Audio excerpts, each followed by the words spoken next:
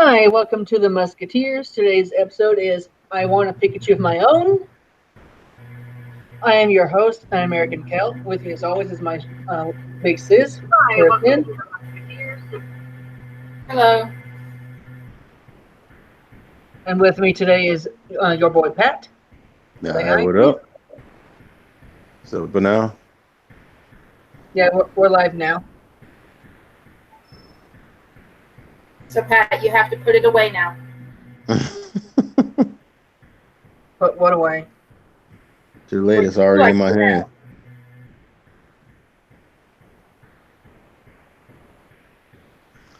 Oh, look. Ah, crap. Yeah, I had to mute mine too. Mm-hmm. And so I had posted some things the other day. Okay, Like so Oxygen Network announces plans for a new series called Florida Man.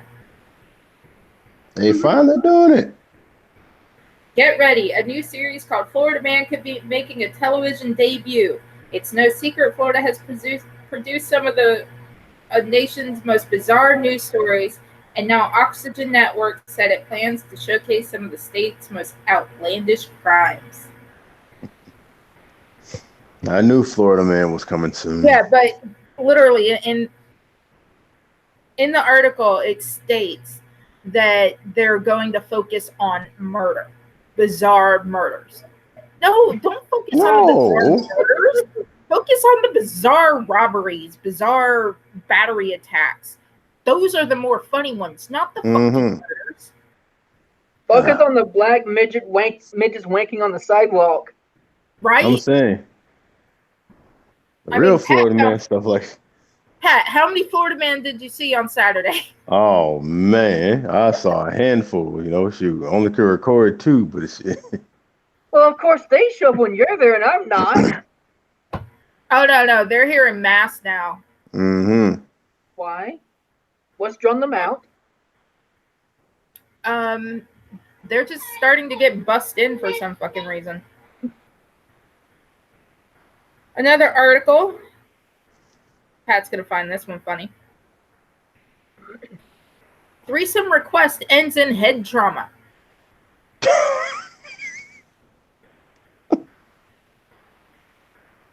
Request denied? Boy, I can't wait to hear this.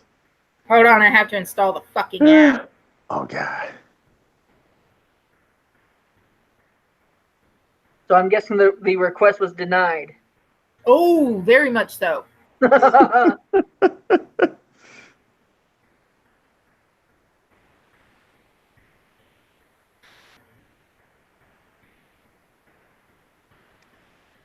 I'm guessing the man asked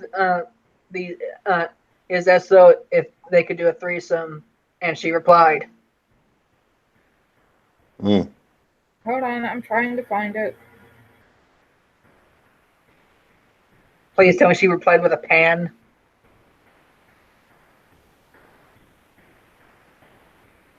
Or a skillet. All right. A Gainesville, Florida woman was arrested Monday, charged with knocking her husband unconscious following his attempt to have a threesome. Katanda King reportedly became upset after her husband tried to have a threesome with her and her friend in her bedroom in an apartment on Southwest 62nd Terrace. According to a Alachua County Sheriff's report, King's husband retreated to the downstairs couch when she followed and hit him in the head with a broomstick. Her 29-year-old husband then pushed King to the ground and sat back down on the couch, the report said. Then King snuck up from behind and bashed him in the head with an unknown object. He became unconscious on the floor and was taken to UF Shands Health Hospital. King, 28, was arrested and charged with aggravated battery 2 hours later. She is in Alachua County Jail. The man's head injury was described as severe. I'm saying, well, yeah, she caught him off guard and shit like that. Like, really? It's like, damn. First of all, I'm saying, another thing is, how the hell do you attempt? Like, were they both somewhere and he just got butt naked and said, hell shit, let's get it on? Like, what the Let's get it on. All right, this comes from your hometown, baby brother, Tallahassee, Florida. The Tallahassee Police Department has arrested 3 people following a physical altercation. Officials respond to the scene on West Brevard Street. Witnesses say 3 people were fighting and that one of them was armed with a gun. During the altercation, officials say 33-year-old Javontis Monroe began shooting at several subjects before leaving the area in a Nissan driven by 26-year-old Diana Ellis. 46-year-old Theodore Cherries, weird name, reportedly chased them down in his Dodge Ram. Trust me, that Ram's faster than that fucking Nissan. His truck struck a vehicle at the intersection of Macomb and Georgia Streets as he continued chasing Ellis's Nissan, which later crashed into a vehicle at the intersection of White Drive and West Tennessee Street, causing non-life-threatening injuries to the driver. Responding officers were able to catch up to all 3 suspects at Appleyard Drive. I hate these fucking names. Both Ellis and Cherries were charged with a hit and run. Monroe was charged with possession and discharge of a firearm in public and possession of marijuana. All 3 subjects were transported to the Leon County Detention Facility for booking.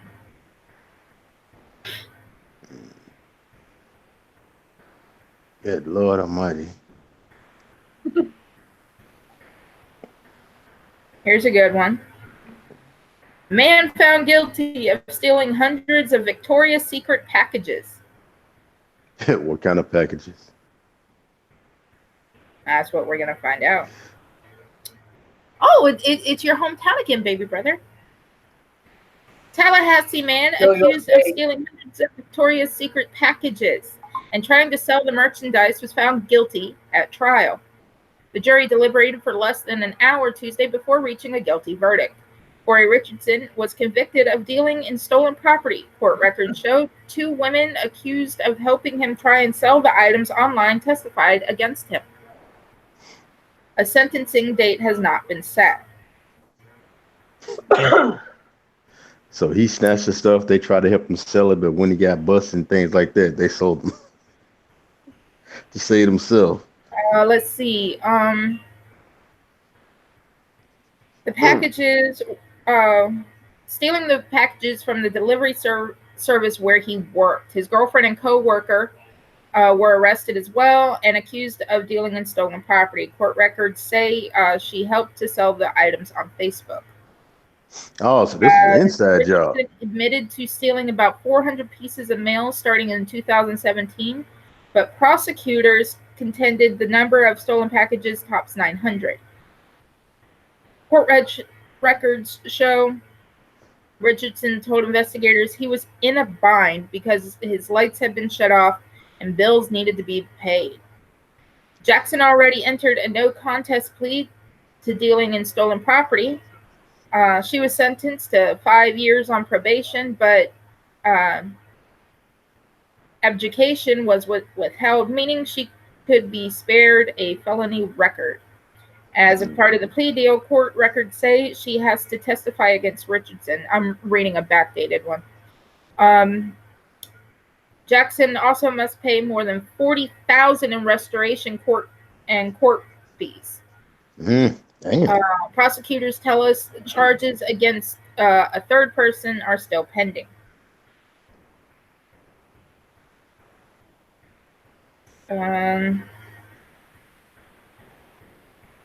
Yeah, I can understand being down on your damn luck, man, but it's like, shit, there are better ways of, like when I get down on my luck, you don't see me going out there fucking, you know what I'm saying, snatching Victoria's Secret drawers and shit like that and trying to sell them on the goddamn internet. Like I can't feel sympathy for these types.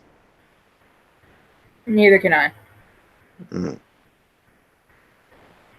I'm like, I was down on my luck. I had to pay my bills. I had no choice. Yes, you did. Yeah, you just chose to do something stupid. Now you're finna pay for it. So, hey, law's the law. Oh, I've got something that happened that's stupid. What up? There was a theater in Montreal. They got the theaters for Detective Pikachu, Mm-hmm. and the Curse of La Llorona, Confused.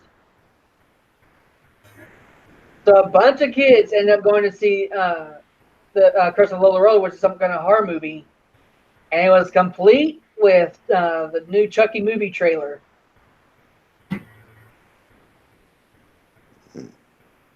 I'm not keen on this fucking new Chucky movie.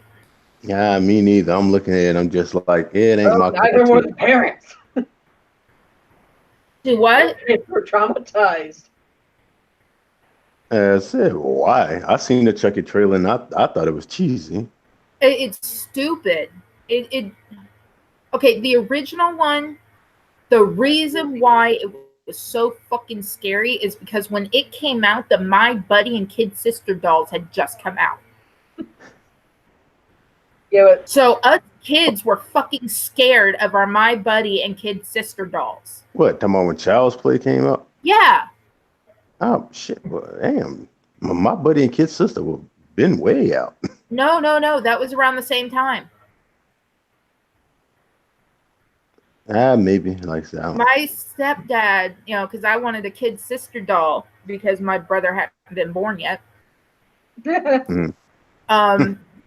He worked at a car wash, and someone had left a My Buddy doll in the trash. So he grabbed it, cleaned it off, and gave it to me. Well, the fucking thing looked like Chucky. Red hair, suspenders, everything.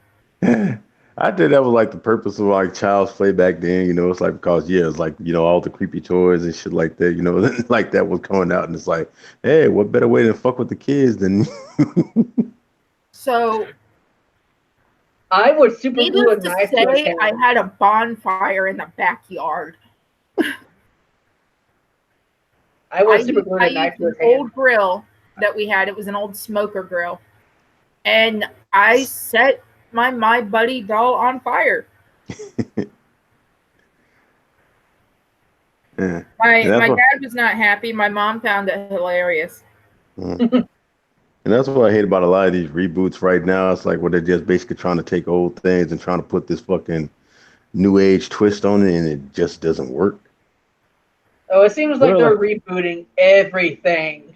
yeah, that's what it is. Like, Hollywood has just gotten fucking lazy, and then, I'm saying, and they can't come up with new ideas because they already know that new ideas, won't make money and shit like that. So they try to run on this nostalgia, thinking like, like, oh, we can just remake this right here. A lot of people gonna see this thinking like, oh, I remember that back in the day, and then they're gonna watch it, then they Not try even to the sneak. Twilight Zone is safe. Yeah, then they try to sneak their little they try to sneak their, new age, like a SJW twist in and shit like that, and it just don't freaking work. I'm actually okay with the Twilight Zone remake. I mean, in the 90s, they remade Outer Limits, and it was actually pretty good. Hmm. Yeah.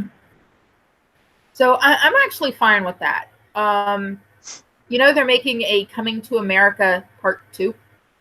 Oh yeah, they've been talking about that for a No, long it's time. America. for real now. Huh? It's a go.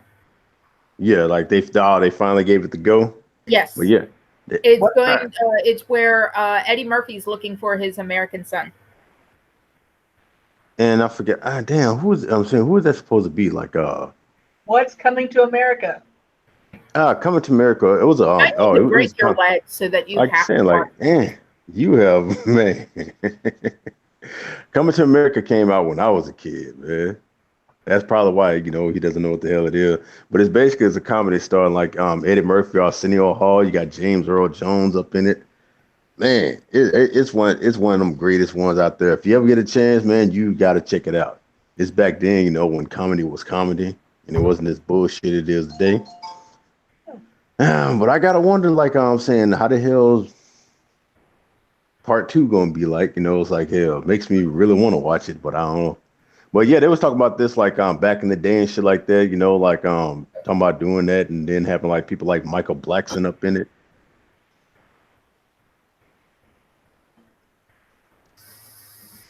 I'm trying to find the link that had it to all the new like remakes and shit they're bringing out. Yeah. Yeah, I think what really does hurt the remakes is like before stuff even comes out, you got all these punk ass journalists and shit like that, with these agendas. They get a hold of it, they start pushing their stuff, and that's what really ruins a lot of these movies. Like, yeah, Yeah. this movie is so diverse, it's so woke, and it's so all this bullshit right here, and it's by all these websites that we just don't freaking like. And so yeah, it's like when BuzzFeed, when Mary Sue, when freaking Kotaku and Polygon them get a hold of stuff right there, they pretty much kill shit.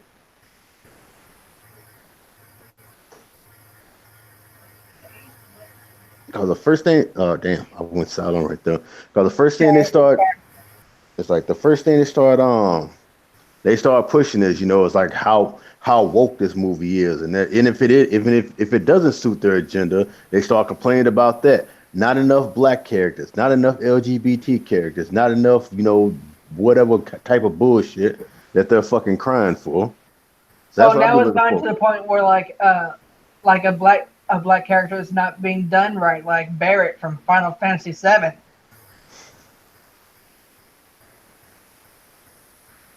And I said, what are you supposed to be? And like, what was me? Eyes oppressed.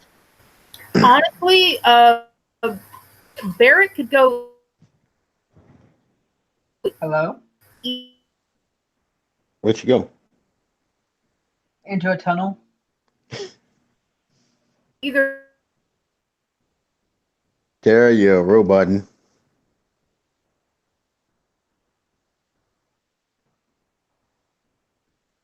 way of being his in a game.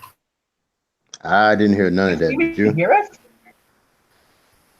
Oh, great. Do I have to repeat myself?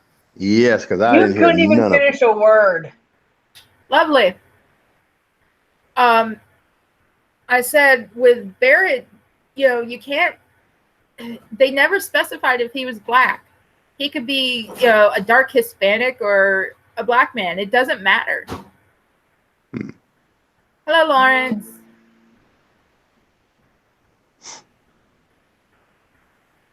Well, I don't know. It's not that him being black that's in dispute. Is that apparently his accent is that of a stereotypical black man, and the left doesn't like that. It's also the accent of a stereotypical Hispanic that has that doesn't have a Hispanic accent. I'm pretty sure a Hispanic knows how to use the R sound. Not all of them. If they have never spoken a lick of fucking Spanish in their life, no, they don't. Oh. What they say? But I'm saying that's a lot of things I look for, man. It's like hell shit. It's like if these snowflakes don't like it, then I'm saying then they must be doing something right. You Yeah, know? like basically when it comes to these articles they write, whatever they say, the opposite must be true. Mm-hmm. Like I said, if they cheer it, it sucks. If they don't cheer it, then it piques my interest. Yeah. They're supposed to make a Gladiator 2. Oh yeah. Well, I'm wondering how that's gonna go. Is it gonna be a prequel? Oh, it'd be They're great if also it's making Zombieland 2. about the guy that was Oh. able to And win his victory.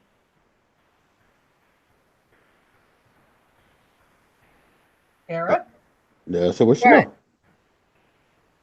Did you Yeah. stop talking or did you get cut off? no, I didn't get cut off. You started talking, so shut up. Sorry. Oh, But what I was saying is that if it's gonna be a prequel, it'd be great if it's about that guy that won his victory, the guy with the wooden No, sword. actually, it's about the little boy from the first one. Oh, oh yeah, he wanted to be just like him, Yep. Maximus. uh, Let's see. Top Gun is supposed to be getting a sequel too. Yeah. Fuck that. fuck that. Possibly untitled Alien Covenant sequel. Mm. Zombieland 2. Now that I want to see. A Jumanji 2. We don't need another Jumanji. We don't need another Rock movie. I love The Rock. Don't get me wrong, but we don't need. Brave too. Now that I'm okay with. Yeah, I'm okay with Brave. Brave. Yeah. Star Wars Episode 9. Ooh, Yeah, fuck, Annabelle. fuck the Star Wars. You know what I'm saying? You know, I stopped Who wants watching to that shit see after. American Pie 5? I'm so sick of No, American Pie movies. that's what I'm saying. That's pretty much played out, man. Shit. Frozen 2's Toy Story 4. Edge of Tomorrow's supposed to be getting a prequel. Another Jigsaw 2 movie. No. Wait, They're Jigsaw wanting or to make Saw? a part 2 to Stephen King's It after their fuck up with this last one. Yeah. Trailer's already out. John Wick 3. Do we really need more John Wick movies? Oh, Oh, they plan John on Wick 3. taking that Yeah, that. forever. That's coming out Friday. I've also heard of a video game coming out. Like I Avengers said, 4. Godzilla King of Monsters. oh yeah, the Godzilla. Yeah, and there's Wipeout also going to be the 2. Godzilla versus King Kong. Secret Life of Pets 2. Yep. Now, here's what I want to see. And it's coming out June 14th. X-Men Dark Phoenix. Oh, Dark Phoenix.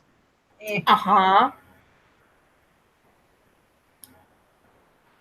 If someone were to ask me who I wanted to be when it came to the X-Men of either Rogue or Jean Grey, I'd be torn because I love Rogue, but she can't touch nobody.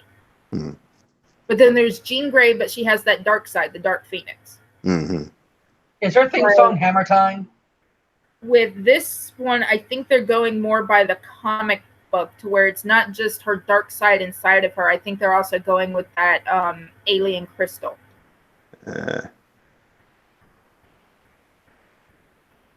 That's Wait, Yeah. in the Dark Phoenix movie? This new X-Men film, the X-Men face one of their most powerful and dangerous enemies when Jean Grey begins to be devoured by her own incredible power. After a strange and powerful force hits her, Jean finds that she's not only become stronger but more unstable in her abilities. When extraterrestrial beings make their presence and unsavory motives known, it's up to the X-Men to save Jean and the galaxy as they know it. It says X-Men Dark Phoenix will release June 7th, 2019, and it will be directed by X-Men Apocalypse director Simon Kinberg, and in his debut directing role. Also a 300 spinoff. Oh, about what? 300 was a powerhouse film that inspired memes for years to come. Unfortunately, the film's first sequel, 300 Rise of an Empire, didn't do so well in 2014. The likelihood of another big release in the main franchises in the near future is unlikely. However, Frank Miller's comic book sequel to 300 Xerxes, Fall of the House of Darius and the Rise of Alexander, was released earlier this year and definitely provides the material for another 300 film or possibly a spin-off in the next couple of years. Okay. Mm-hmm. They're also talking about a second Passion of Christ movie. We don't need it. No, we don't yet. If you want to know about Jesus, go and watch the movie Jesus Christ Superstar. You're good. Or just read the Bible. Jesus Christ Superstar is better. Ooh, Kingsman 3. Yes. Yes. Yeah, like I said, me, it's like, you know, I barely could get to the first Passion of the Christ. I don't think I could do that again. I know a spin-off Kingsman can do. Statesman. The what? Kingsman can do a spin-off. Statesman. Have you seen Kingsman 2, the Golden Circle? Uh-uh. There's an American branch called the Statesman.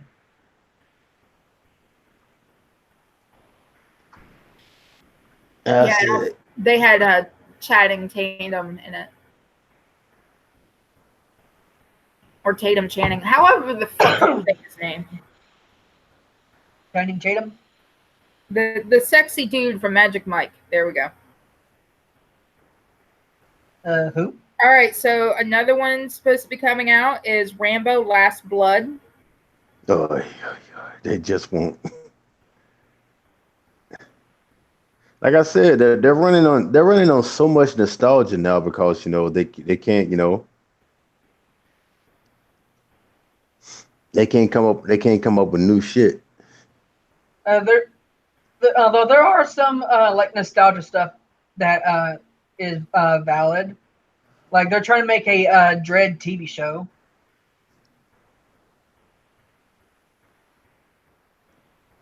Hello. We're right Judge here. I heard. Dredd. What? Judge Dredd. Yeah, it's actually based on the movie that was just called Dread. Not the Steven Stallone movie. And it's Sylvester Stallone. I Thank you said very much. Sylvester, like Wait, what did I say? you said Steven Steven. Stallone. Oh, You think about Sylvester cigar? Ah. They're making another Shaft movie. I actually want to see that. Oh yeah, I It's actually want about to see the that one entire too. family of Shafts. What's Shaft? And Shut your mouth. you are so young. Pat caught on to what I did. I'm saying, like, damn. There's a lot of stuff you really got to check out, man. Shit.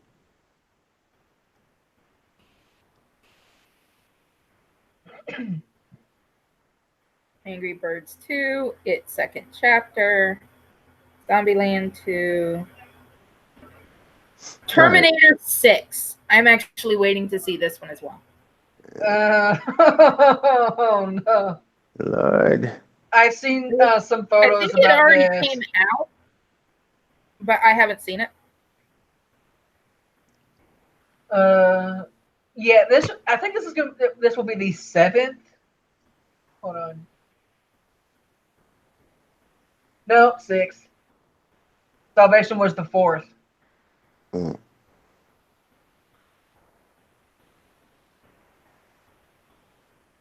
Let's see.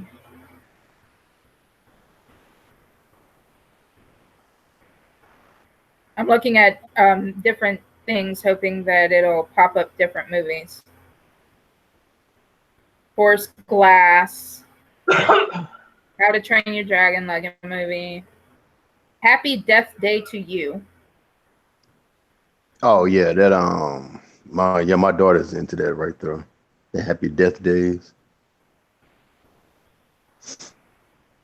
I like They're the. also coming out with a Bright 2 for those of you that like the Bright movie on Netflix. I actually liked it. I've never seen it. Yeah, I liked Bright. Matt, go watch it. It's great. Right. I'll put it on my list. It's on Netflix.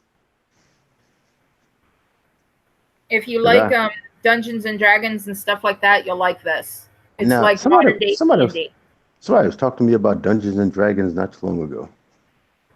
Probably me. There's a start. No, it was on the Minions. Men in Black International, and it actually Yeah. has Chris Hemsworth in it. Yeah. Mm-hmm. Oh And yeah, Liam Neeson. that's the one. I think that's the one where they got like what the female co-star and shit like that too. Yeah, I think that's supposed to be Agent J's daughter. Yeah. No. It's not. Someone different. What? It's Men in Black International. Mm-hmm. Yeah. I saw the trailer. She's in the UK. She got into the car, but for them, it's the passenger side. She thought it was the driver's side. She's American. And that's fine. But it's not supposed to have anything to do with the Men in Black from New York. Yeah, but in the trailer, her father used to be an agent, and he retired, which meant that his mind was wiped. But as a child, she saw it happen and always remembered, and spent her life trying to find out who it was that did it, and finally finds them. Mm-hmm. And says that because there seems to be one other agent. Most likely wasn't Will Smith's character, because he wasn't married. By the time of the movie? I mean, who knows how many years have passed since the third? Yes, and that's the thing. I don't know how it's gonna be Well, how see, it's gonna be that's just played it. out. The rules when it comes to Men in Black, um, the show like that or the movies, Mhm. their rules are they are not supposed to have any sort of relationships because they could die and they can't tell anyone anything. Yeah. Think of them as Jedi. Kiadi Mundi What? had Hold on. at least 2 wives, I think. Who? The Jedi blue lightsaber, a conical scout. Yeah, but they What? weren't supposed to. They were actually shunned for it. Actually, Hold. they allowed him to marry. The reason was because his species had a low birth rate and a high death rate. So Oh my goodness. I can to help actually his see species them. recover, they allowed him to marry so long as he did not form an attachment. I could see them allowing that then. Yeah, Anyone see and if they Olympus has did, hold fallen? on. Because now they have Angel has fallen.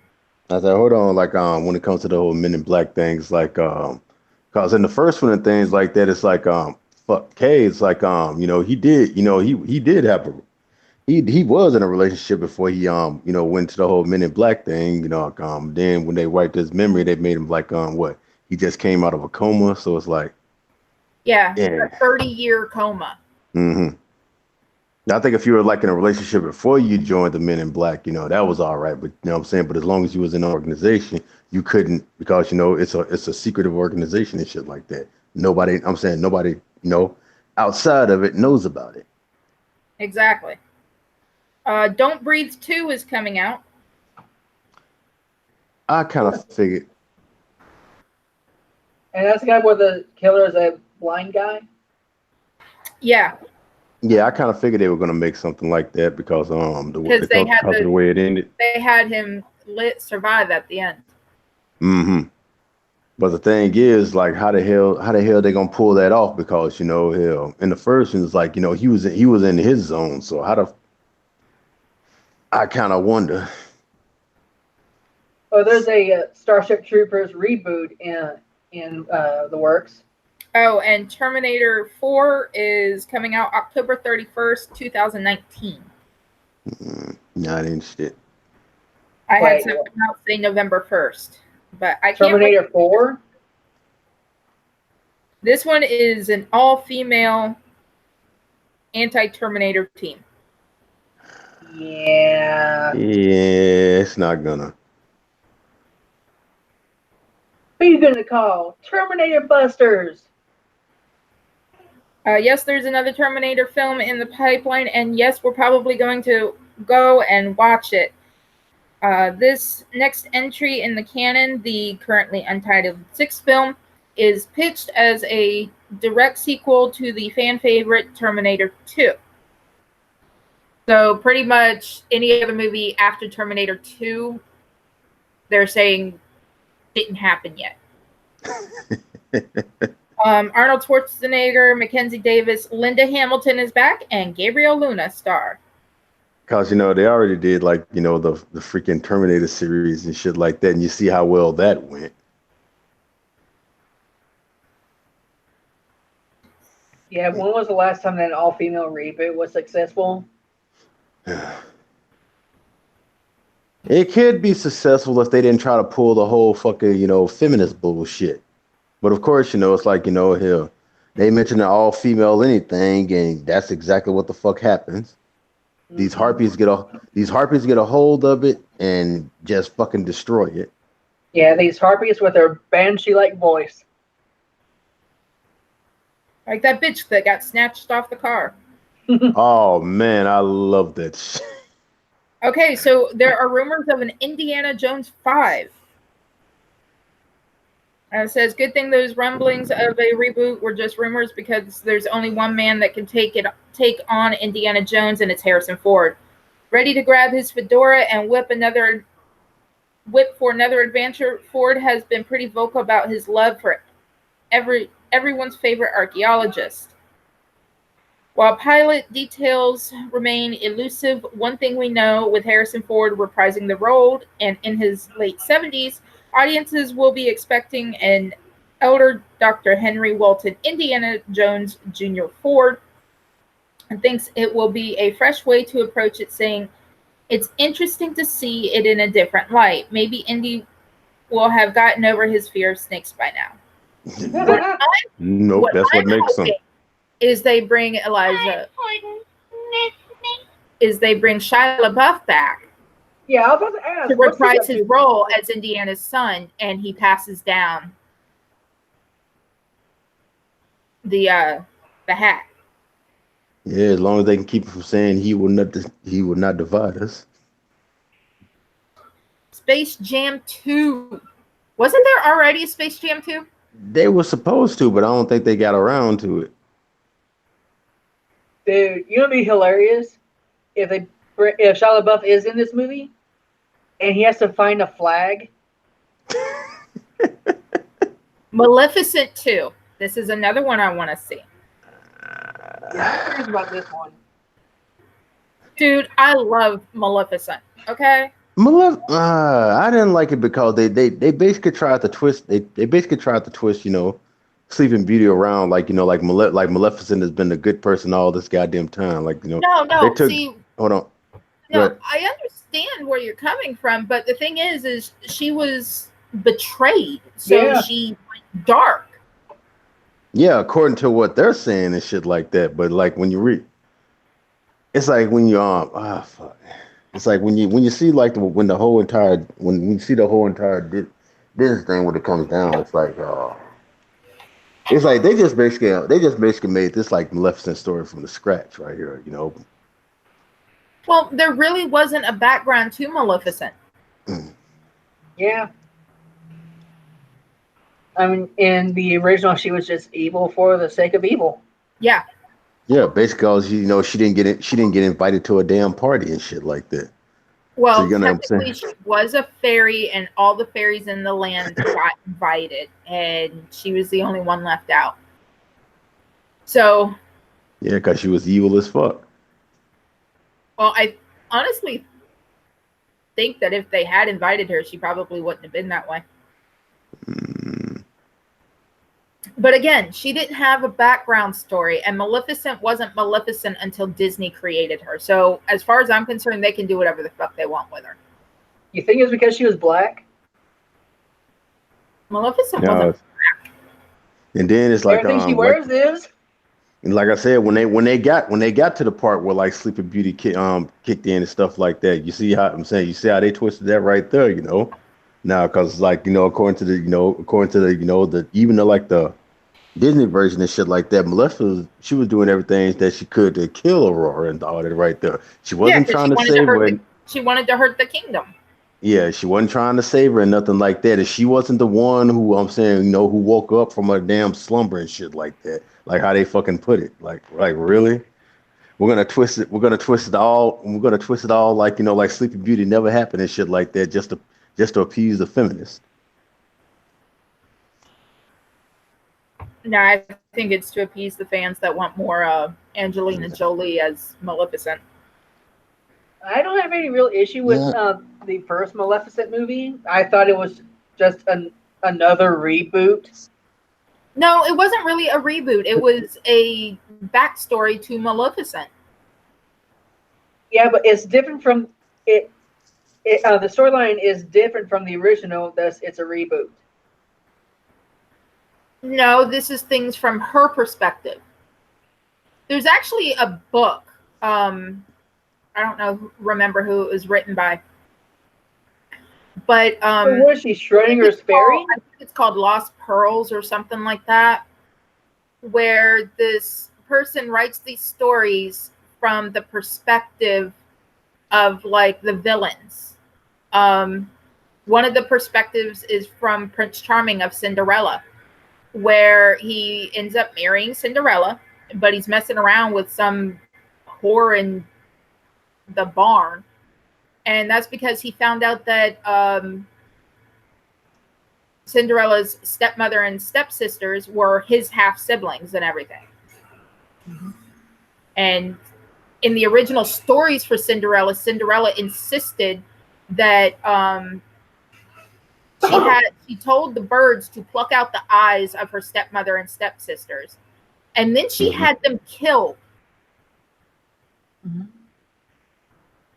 Yeah, No, hold Maleficent. on. It is in the perspective of Maleficent, but it is also a reboot unless she is somehow Schrodinger's fairy, making her both alive and dead at the same time. But because she died in Sleeping Beauty. Technically, you can't kill a fairy with just a sword. But It this wasn't show a was magical enchanted. sword. Yeah, it was enchanted by the other, by the other three fairies that were protecting Yeah. it. Yeah, but there are rules to fairies, ancient rules. One of the ways to kill them is with straight up iron. I'm guessing Stab that them with that. she was also friends with Schrodinger's crow. Because last I saw the crow in Sleeping Beauty, he turned into a statue. Mm-hmm.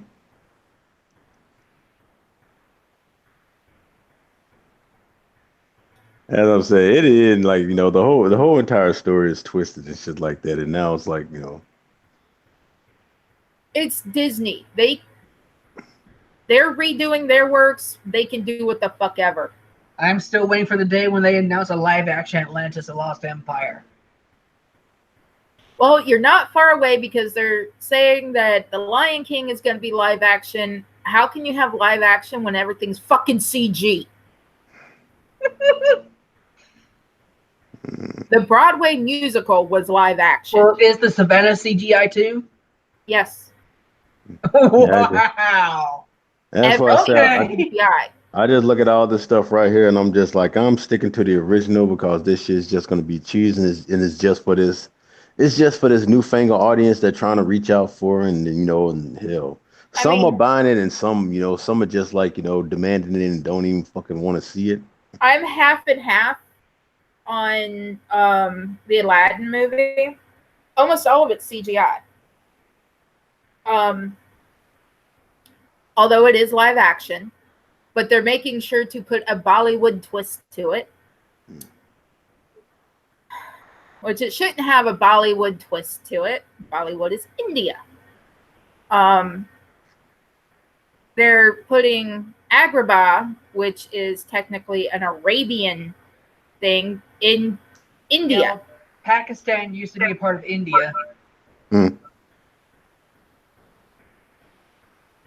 Yeah, but Agrabah wasn't part of India. Okay, where on the map was Agrabah?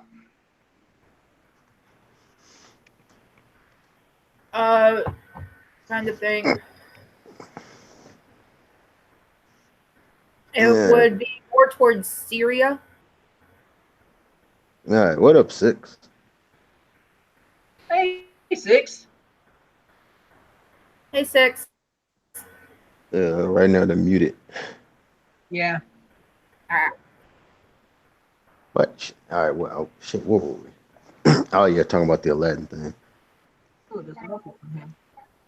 So Pirates of the Caribbean 6. Another all-female Another reboot. one? No one can say there's been a shortage of Pirate of the Caribbean sequels, with Jack Sparrow taking to the seas 4 times since he first plunged into piracy in 2013's Pirates of the Caribbean Curse of the Black Pearl. Still, this sequel is exciting for a very specific reason. It has been announced that the next installment of the series won't have swashbuckling Jack Sparrow. That's right, Johnny Depp is out, and that's all because Disney's a dick. And that's exciting? A lying whore. Oh, that's exciting? The franchise is going to be helmed by a female pirate. Most likely, it's going to be helmed by Elizabeth Swann. Doubt it. Yeah. And I've been Good evening, everybody. She's been reunited with Will Turner. I don't think she's going to go back to sea anytime soon. I don't know. This screenshot I'm seeing has Elizabeth Swann. Yeah. Well, I have not seen this screenshot. Well, I'm not using my computer. I'm using my phone. Nah, I've been noticing a lot of this lately, man. It's like all these franchises and stuff like that that have been saying that have been basically, like running by men all this time and stuff like that are slowly being replaced by women. Thing is, like, when they get a hold of the helm, it's like how are they gonna, how are they gonna take it even further? That's the thing right there. It depends. Depends on who it is. Hmm. Because All right. Bill and Ted Face the Music. I knew this one was coming. Yeah, I Yeah, They heard already they said did something Bill about and that. Ted's Excellent Adventure. That was the best one. Then they did Bill and Ted's Bogus Adventure, where they Bogus fucked Journey. with that. I hated that one. Now Bill and Ted Face the Music. What are you gonna do? CGI them to being young again? Mm, Especially fucking Sean Penn. He looks like shit. you mean Alex Winter? Is that who played Ted? yeah. Yeah, Alex Winter. Hmm. He looks like Sean Penn to me. Yeah, it does kind of have a passing resemblance. Yeah, Except he has really, really curly hair. as I'm saying, because both of them old, like him, him and Keanu Reeves and shit. It's like,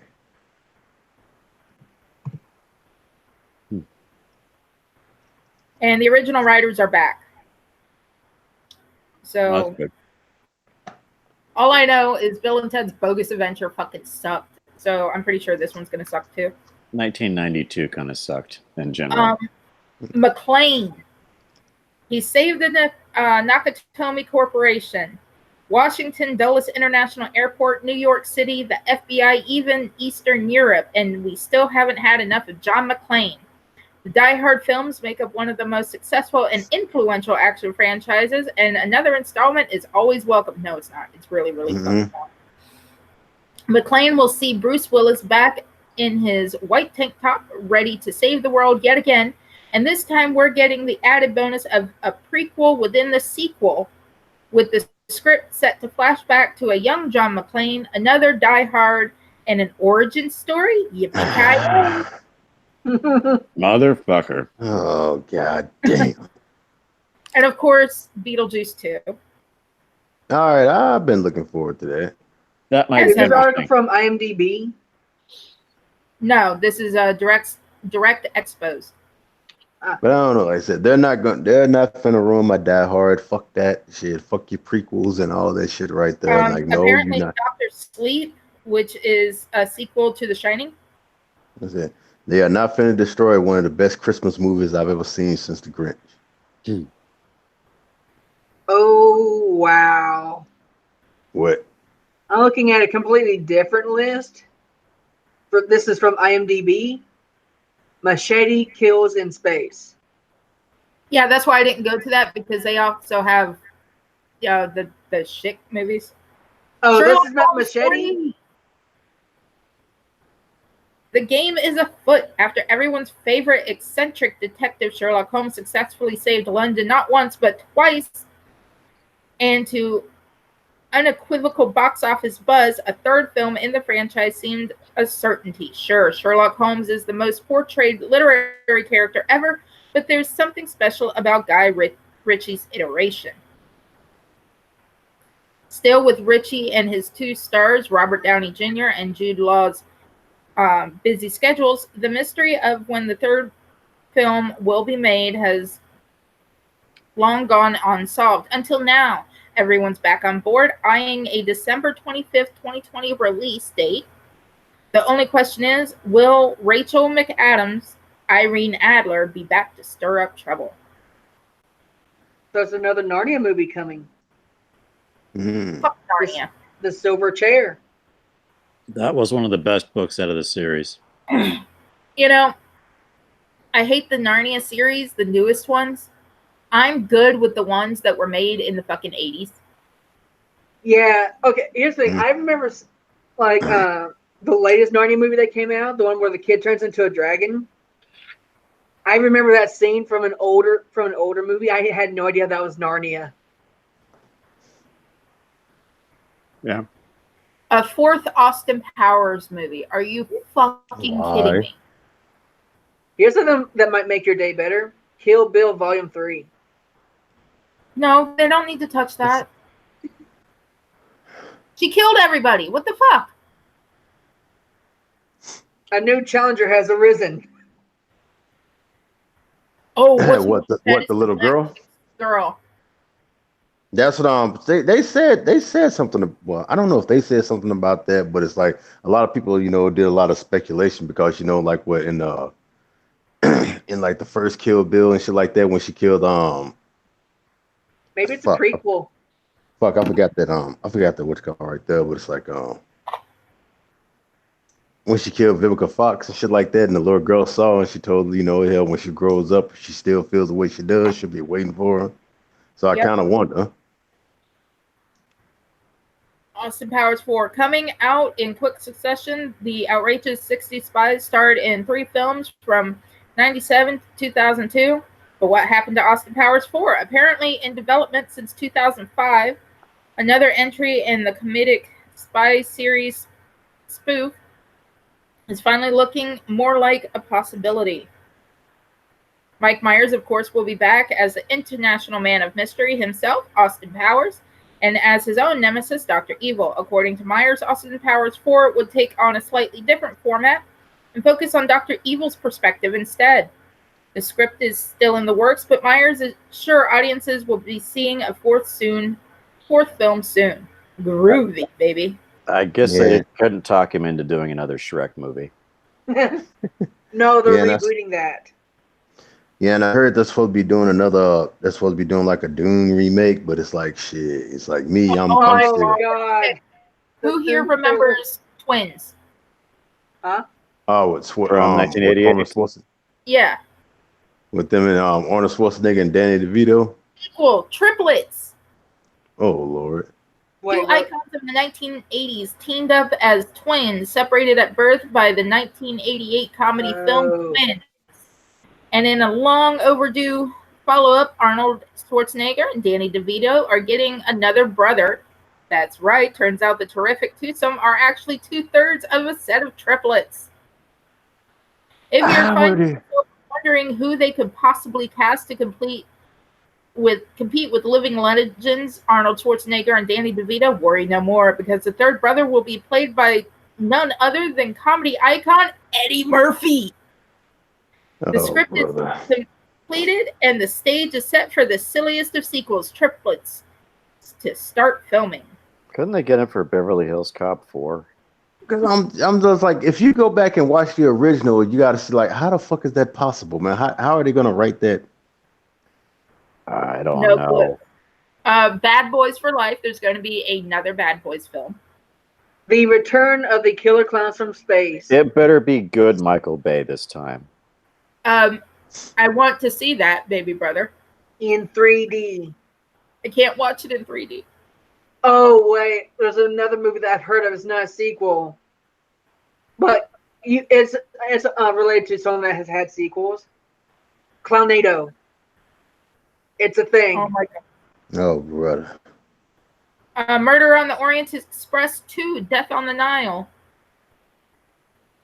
Oh, that was the first one was excellent. Night of the Living Dead Part 2. 7 unlucky souls trapped in a farmhouse in Nowheresville, Pennsylvania, are scared witless by the living dead in 1968's Night of the Living Dead. While there have been a number of sequels, even 2 remakes, none of them were the official sequel, as written back in 1970. Until now, that is. Legendary, largely regarded as a cult classic and selected by the Library of Congress for preservation in the National Film Registry, Night of the Living Dead is getting the sequel it long deserved. Pilot details are being kept under wraps, but the horror movie sequel of Our Nightmares is scheduled to be released sometime in 2019. It better be somebody that either knew George Romero or has respect for the What source I'm material. thinking is it might actually be uncompleted works by George Romero. Hopefully, because Well, George Romero approved Land of the Dead. He actually wrote it and directed it. I have. So Yeah. that is actually a sequel right there, but it's modern times. Yeah, there's other zombie stuff out there. Some of it's okay, some of it's, but when it comes to zombie stuff, Yeah, if it's it's infinite. if it's not George Romero, it's crap. Yeah. Here's a movie we have all been waiting for, other than, Godzilla King of Monsters, which I still want to go see. Godzilla versus King Kong. Yep. Oh boy. Godzilla, an ancient super species resembling a giant lizard, was rebooted to terrorize the public in 2014 and was a monster-sized success. A sequel, Godzilla King of Monsters, slated for release on May 31st, 2019. But what monsters is Godzilla king of? All of Part them. of the same monsterverse is King Kong, an enormous gorilla-like creature who came back to wreak havoc in a reboot of his own Kong Skull Island in 2017 to positive reviews and massive box office success. Now the two are scheduled to do battle in Godzilla vs. King Kong. Scheduled for release on May 22nd, 2020. It's a matchup not to miss. I want to see Godzilla stuff a tree down Kong's throat this time. All right, Avatar 2, 3, 4, and 5. Oh, yes. When it was first released in 2009, Avatar became the highest opening weekend for any film ever. It went on to become the highest grossing film of all time worldwide within a quick month and a half. And as creator James Cameron stated before its release, should Avatar be a success, there will be sequels. Yeah, I can see those. Cameron's vision for the sci-fi epic is especially technically complex and has been waiting for new technology to develop in order to, for the first time ever, film performance capture scenes underwater. Since then, Avatar 2 through 5 have all been filmed at the same time, so they're set to be released in a steady stream between 2020 and 2025. All right, I can see that right there because Avatar is like its own thing. It's not it's not taken from something. So shit, I can see that. I can see those being guess who's going to be in the sequel though? Who that? I don't remember her name. She was in the first movie. She died in the first movie. Sigourney Weaver. Yes, Sigourney Weaver.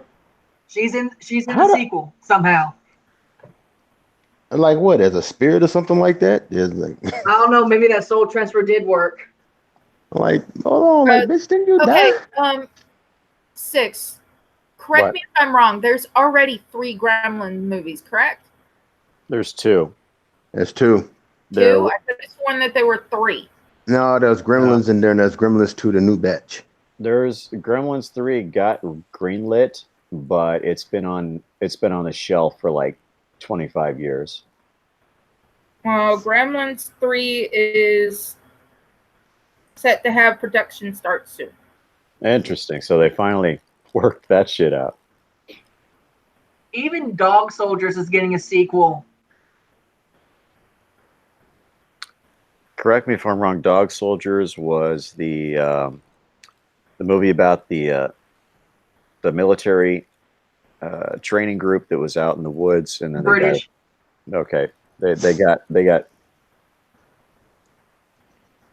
They got attacked by some creature, and in the end they had to stab it with a letter opener. Silver letter opener. They were werewolves. Yeah. I saw that. It's getting a sequel. Dog Soldiers, fresh meat. Interesting. Like, damn, what's next? E.T. Return? E.T. the Revenge. Is he going to kill the gaming industry this time? What? I said, is it going to kill the gaming industry this time? Oh, man. E.T. 2. You remember the PlayStation 5? E.T. 2, game over. Farm remembers. Man, Then which ET still goes 3 down as one of like the worst games ever possibly made. I'm like, what purpose was that anyway, man? It Was was that game was that game even Count. beatable? yeah, it was beatable, but it was very uh, Bad. it was bad. Yeah, I played it a couple of times myself, and it's one of those kind of games where it's structured in such a way Mhm. that it's not intuitive at all. In fact, it's very particular about how you do things. So I much remember, so that it makes it almost unplayable. because I remember from my Atari days, and I'm like, oh, good God. Yeah, Oh, did you know that ET species appeared in Phantom Menace? hmm they were in one of the senatorial hover Yeah. thingy things. Well, baby brother, you do understand that uh uh what's his name? Steven Stephen King. Spielberg and George Lucas, good friends. Yeah, and the ETs were in there because of a deal they made that if Star No, Wars it was an characters would honor appear to each in other. ET, George Lucas said he'd put ET in the next Star Wars movie he made. Well, it was also an honor to each other because Spielberg's first takeoff was E.T., and he had helped Lucas when he was doing Star Wars, the first 3 films. Mhm. And if you watch actually very carefully, you don't see them that long. If you watch the original E.T., you'll see Star Wars figurines in his bedroom. And Yoda. hmm There's actually a theory that ET might have been a Jedi. So that was Spielberg's tribute to Lucas. Yeah. And Mhm. Easter eggs you have to find. Yeah. But have you Except heard about for that theory? Indiana Jones. Indiana Jones is the only one that there's no real tribute to. What theory? That the ET was a Jedi. Nah, I ain't hear about that. But I Well, like he the robot. recognized Yoda and recognized him as friendly. He seemed to have force powers like healing, telekinesis. An alien species on Earth having abilities that Earthlings don't. Sad, like I said, I like the robot. I like the robot chicken version of ET. No, it's a fan theory because they appeared in Star Wars, and Mhm. the ET that was No. What? and ET recognized Yoda. It's probably not canon, but it's an interesting theory. Yeah, but it's a dumb theory, to be quite honest. Mm. The ET species, Mhm. too slow and not agile enough to be a Jedi. Unless they can do the fucking wicked cricket like fucking Yoda. No. Kara, Yeah, I said maybe. there was And a what do you hut mean? that was a Jedi. Yes. And what do you mean? What do you mean? No, Terry. You ain't like the robot chicken version? No, I like Robot Chicken to a point. Yeah. Kara, there was a hut that was a Jedi. Speaking of robot chicken, here's something many people would not know. Hmm. Going back to the George Romero, that the ending theme for Robot Chicken is actually a cover of the music from the original Dawn of the Dead. It was what? So there was music in Dawn of the Dead, the original one from the 70s, Mhm. and the Robot Chicken ending theme, the end credits theme, is that song. But they're doing like chicken voices.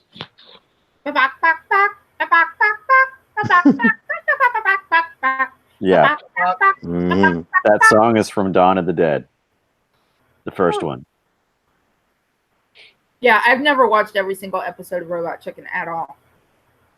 Oh man, I used to. I used to watch this shit a lot when it came on Adult Swim. That was sarcasm, sweetie. I'm sorry. I hate you. I've seen every episode that they have on Netflix or Hulu. Yeah. Oh, hey, Constantine too. Constantine too. Wow. Only if they have Keanu Reeves playing Constantine. And only if they somehow retcon it and adapt it to fit into the DCEU. Hmm. Well, wasn't the first one a Warner Brothers movie? That's a good question. Let me look that up. Warner Brothers owns DC. Yeah, so they could easily fit it in. Yeah. Mhm.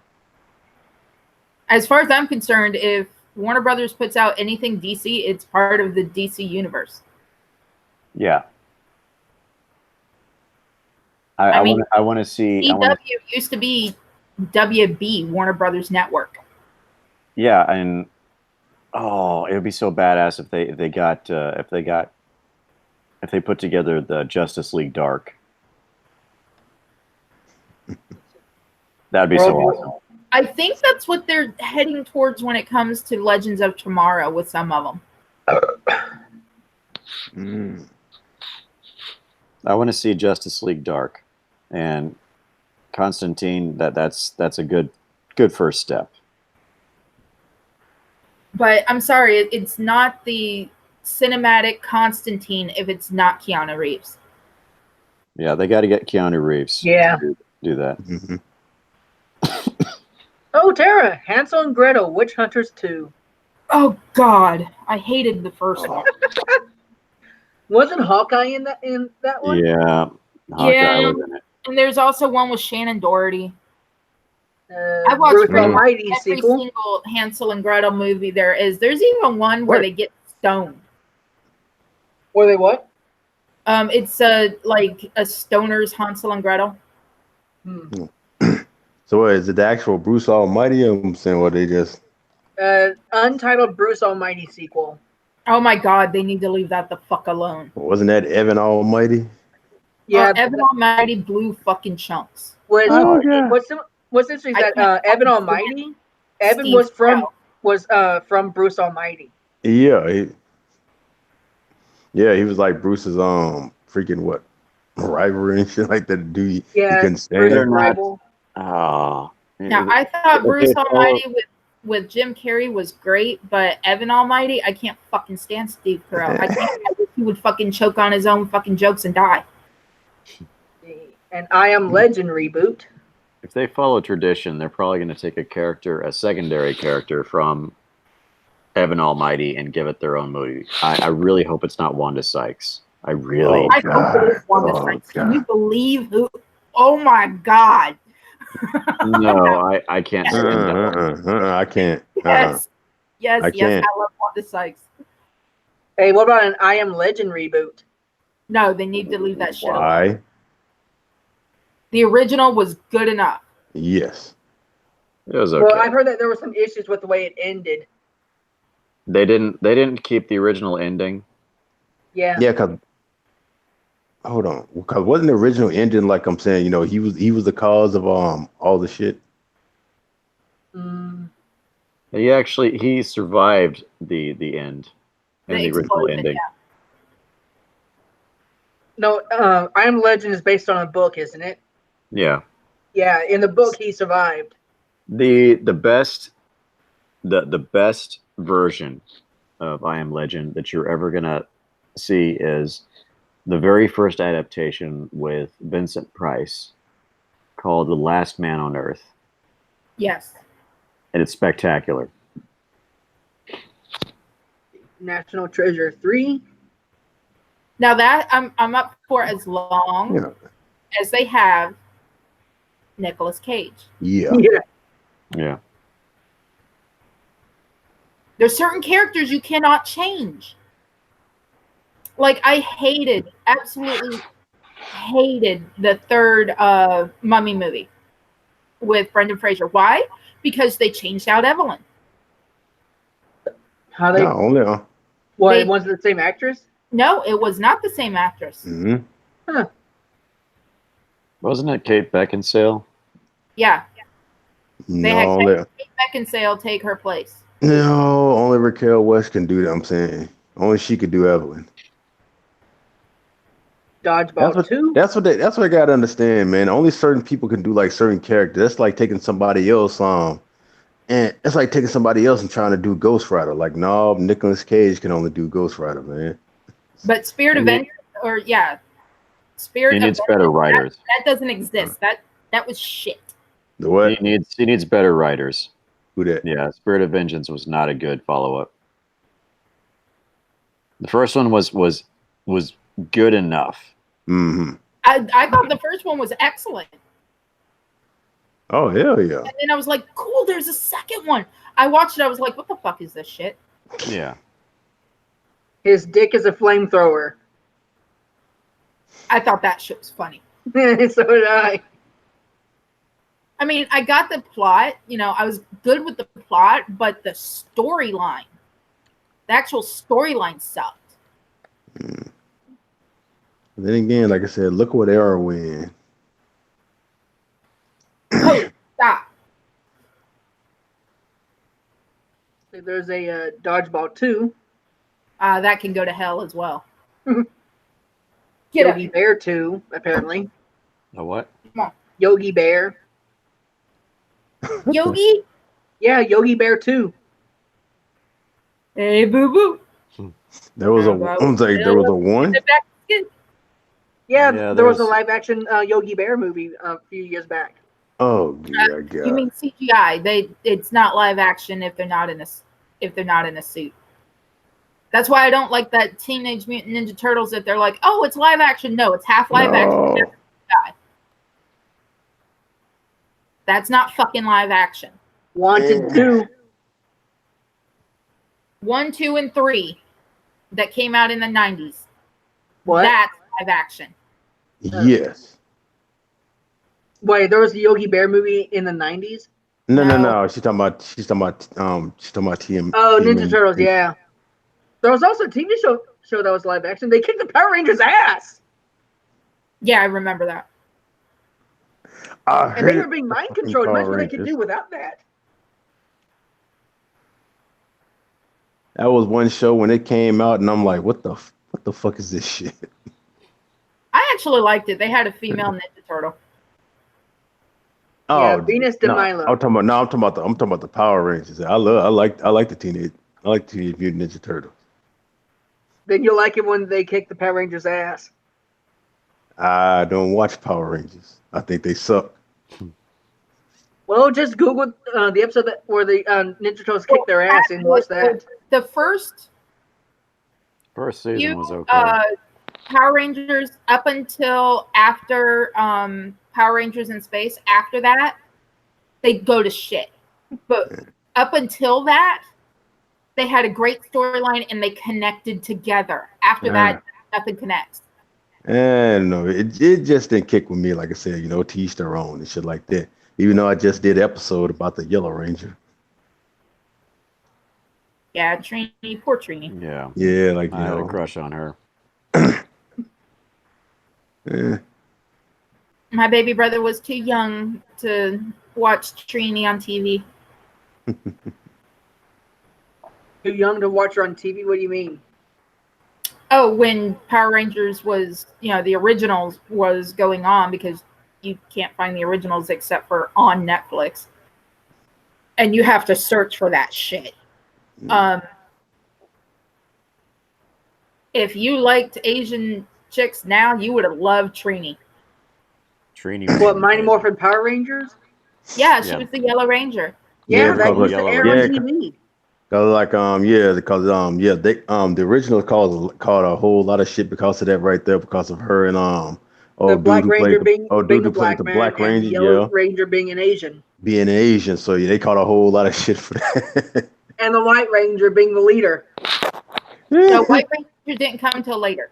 It was Green Ranger until then. It was Green Ranger. The Red Ranger was the leader. Yeah. You had Jason, Kimberly, Trini, Billy, and Zach. My point is that with the black man being the Black Ranger, the Asian being the Yellow Ranger, and that didn't help when making the White Ranger the leader didn't help them. The White Ranger was much later. And it was But the it did same not guy. help their It was the same situation. guy as the Green Ranger. Yeah, I it's know. still Tommy. They were just going down color codes. Mhm. The original Power Rangers were going by the basic colors, believe it or not. I know. Okay, and it just happened to land that way, and they actually asked them before putting them in those colors, "Are you okay with this?" And they're like, "Yeah, sure." Oh, I know. It was just coincidental that it happened that way. I'm just saying it probably didn't look good. Actually, Especially not today. nobody really cared until people brought it up. Yeah. Yeah. Honestly, as a kid, I didn't even associate Trini being Yellow Ranger with her being Asian. Nobody didn't even did, but notice. I but of didn't course- know what race was till we talked about the Civil War in history class. and that's what it usually is with a lot of this stuff right here. Nobody cares about race until a lot of these people start bringing it the fuck up and start, and start grouching all over motherfucking social media Now, or as TV a and kid, shit. I was a little, I was just like, why is the black guy the Black Ranger? And I'm just like, well, they do have him being the mastodon, and mastodons are dark color. Okay, I get it. They don't have a brown ranger, so I get it. Too Yeah, bad like I said, the Red Ranger wasn't an Indian. oh god. Oh my God. I'm going to come up into Alabama and I'm going to stomp a mud hole in your ass. What? And I'm going to film it. Like, why you? I'm going to grab your ass and use them as weapons. I'm just right here thinking that would be okay. Now this is just too goddamn coincidental. Now American y'all fucking with us now, goddamn. Can you imagine they did some shit like that today, boy? Man, the fucking snowflakes would flip. Yeah. Green Ranger should have been Irish. Oh man, that's what I'm saying, boy. You really want to make these goddamn snowflakes flip? Yeah, make a Power Ranger reboot and do that right there, man. Make the Black Ranger black, make the Yellow Ranger yellow, make the Red Ranger Indian, And like aired you in said. Japan. And make the Green Ranger Irish. And have Donald Trump guest star as the Orange Ranger. Oh man. No, they just gotta go to that old man's tank and light it up orange. Oh shit. These people will Our lose that damn shit. Whoa! And Hillary can be that crone on the moon. Oh man. Yeah, Hillary can be Rita. Yeah, that bitch. Kaisers. Yeah, I watched the Power Rangers movie reboot, and I'm sitting here thinking, what the fuck is this shit? Well, the live action movie, the new one. Yeah, the newest one they saw- made last year before last. Yeah. We have a bootleg. It was okay. I couldn't stand it. I And- hated the Megazords look. And of That's course, one the thing Pink that got Ranger me was the female. Megazords. The second thing that got me was their outfits. Yeah. I actually like the very- powered armor look because it looks like it could actually take a hit in their spandex. About them biker spandex. No, I didn't like it because it made them look like fucking reptile people.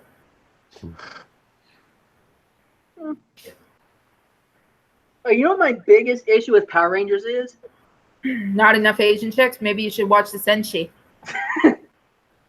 That the bad guys make these stormtroopers look like snipers, but they miss the Power Rangers entirely and still hit them, still knock them on the floor.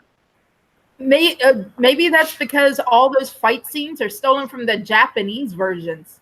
I know it's the way they do it, but it still makes No, it look bad. literally, they don't do any of their own fight scenes. I know. It's based on Japanese show. No, not based, stolen. They take the fight scenes and put it in the episode. I know. You're saying based. No, because there's actually an episode Because I don't know a of better word for it.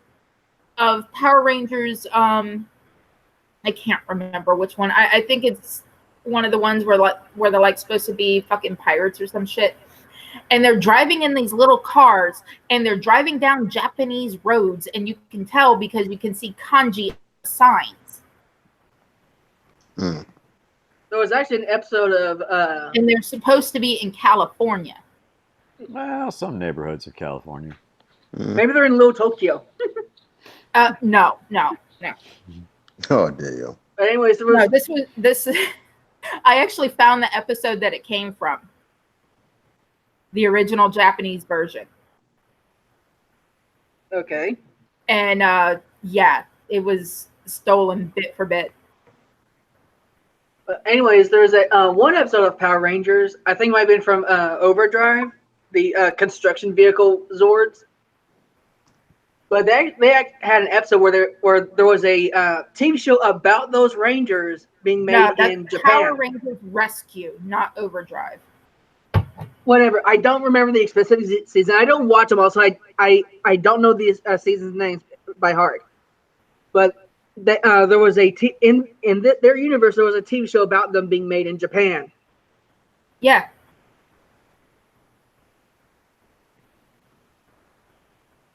That's what I'm saying. They I thought you finna explain it. matter of fact, Well, it was a reference to the original Japanese show. Where all the Rangers, past and future, come together to battle a great evil. Like I said, this is all new to me because I don't watch Power Rangers. And they finally killed off Tommy, the Green Ranger, in a They comic. killed him. Yeah, they killed him off in a comic book. Oh. Oh. No, he's officially dead. Even in the series, he's dead. Oh, he used to be the Black Ranger. Hold up. Didn't another one of In them Dino Thunder, he was the Black Ranger. Yeah. besides Trini, didn't another one of the Power Rangers die? Yeah, but they brought her back. Billy's gay. He left the show because he kept getting picked on because he's gay. Amy Jo Johnson went on to do Flashpoint. Susie Q. Zach became, yeah, she did Susie Q too. Zach is a choreographer. Let's see. The once Blue Ranger later became a Red Ranger, second Red Ranger. I can't remember his name. He beat his girlfriend, is still in prison. Didn't one of the later seasons actors just passed away, right?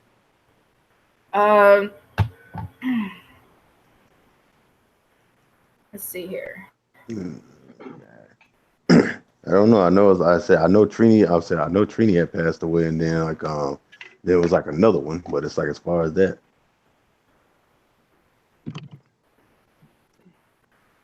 In Power Rangers Lost in Space, they actually killed off one of their Rangers because she was diagnosed, I think, with leukemia. But through some magic bullshit, they brought her back because her leukemia had gone away. It went into remission. It doesn't go away. I didn't know the word for it. Yeah. Let's see here. We're gonna go to soundtracks. But, This actually had control of the company for a while. there was a later season of Power Rangers where the Rangers actually had some criticisms for in universe. Like I think it was the Green Ranger. He said, "So you want us to go on a stealth recon mission in neon color spandex?" Yeah. All right, baby brother, you want to watch Super Sentai? Yeah, Which is the Japanese one. yeah. Okay, I knew it was Super Sentai. I'll go watch it. Stop bitching about regular Power Rangers.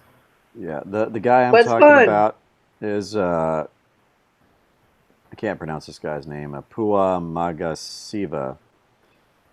He died at 38. Let's see. Which one was he in? Ninja Storm. Isn't the Japanese Spider-Man older than Super Sentai?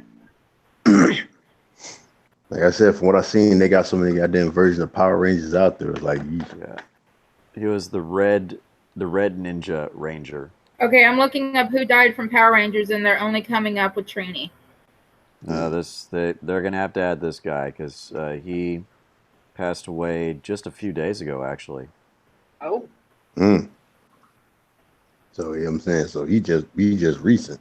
Yeah, like in the last week. They're saying that they killed off Billy, the Blue Ranger in the original series, by Rita Repulsa. wait, how did she kill him? Just says evil magic. Hmm. In a show or in a comic? All right, Power Rangers actor Ricardo Mendia has been sentenced to 6 years in prison for killing his roommate with a samurai sword. He What? played the Red Lion Ranger in Power Rangers Wild Force. God, I remember watching him. The fuck? I remember Wild Force. I used to watch that one.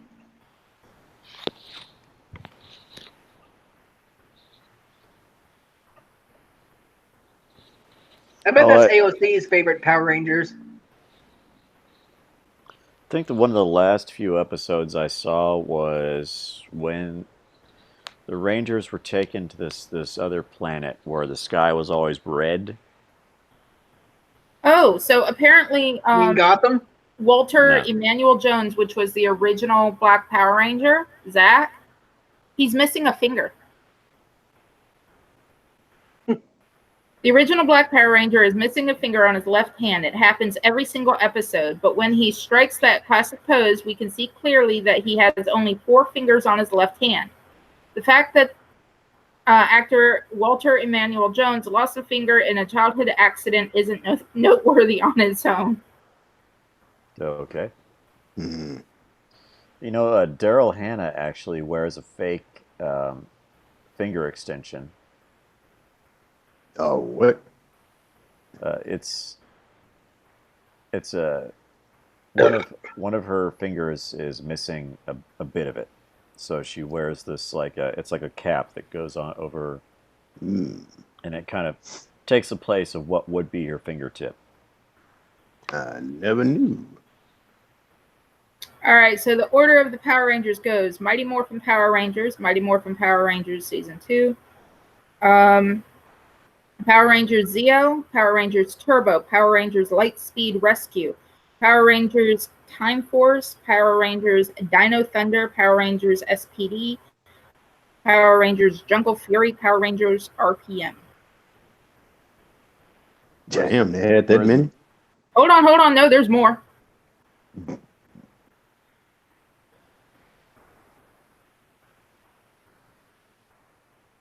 me a second. I'm trying to pull it up.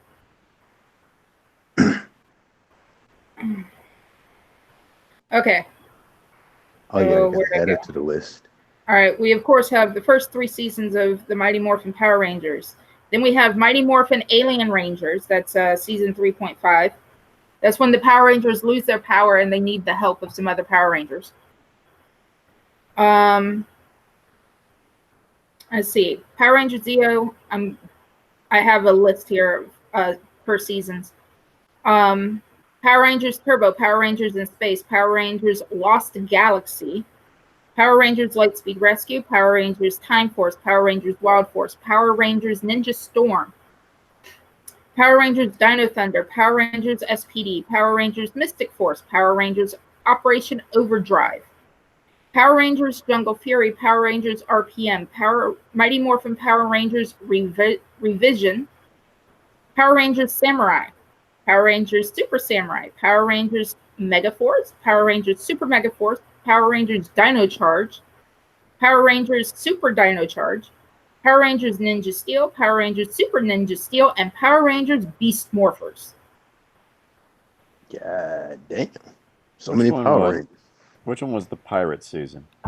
The pirate season.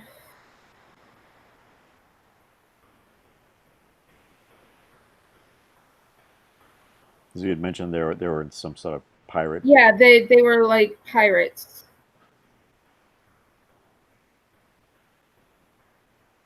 I think it was Power Rangers Time Force. Hold on, Pine Force. Time Force. They also have Power Rangers Mystic. Yeah, I remember that one. But Where there's 20. Okay, technically 23 if you're not counting the original first 3 seasons. Okay. There are 23 other types of Power Rangers. And after Power Rangers Lost Galaxy,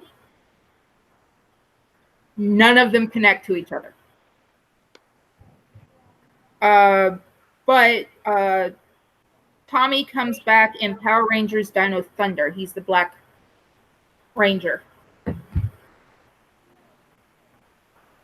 And then, of course, there's the episode, and I've got to find which one it is so I can watch it, where all Power Rangers come back to fight a single force. There's also one, and I loved it. That's another one where Tommy came back. All the Red Rangers. Yeah.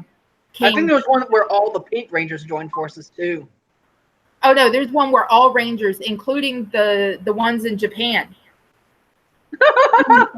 Wow.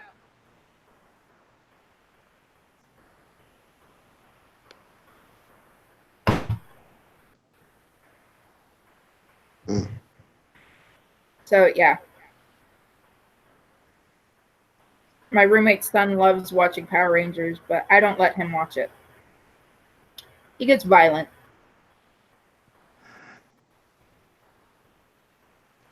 I can see. So I prefer him not to be violent, so I don't let him watch it. I'm like, okay, we can watch Magic School Bus. You keep insisting on Power Rangers, I'll just put it on Magic School Bus. Then he decides he wants to watch something else. Yeah, I like the theory where the kids from Magic School Bus grew up and helps Captain Planet. Captain Planet, yeah.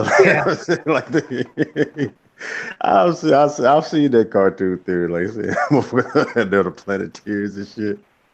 And We're that the Planeteers. and that Mrs. One too, because saving our planet is the thing to do. Oh, you know what's really stupid about Captain Planet? What up? That Captain Planet was made so he can fight pollution. Problem is that pollution is also his kryptonite. Only if he gets covered in it. But still.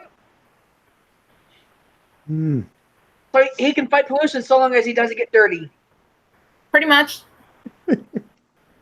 That's why he's always sparkling clean. It's like having a hemophobic doctor.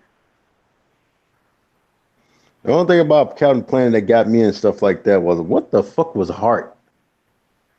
I can understand the other 4 elements and shit like that, but what did heart have to do with it? Heart is like, kindness and wanting to do the right thing. Yeah. And they needed 5 things, and that heart was the only other thing they could come up with. Because I can understand earth, fire, wind, and water. All of a sudden, I seen that one heart. What the fuck? South American kid with the bad fire, wind, water, heart. That's what it is. They need that extra. They need that extra. Let's see, what's the word I'm looking for? They need that extra diversity. Yeah, they need the South American kid with the John Denver haircut.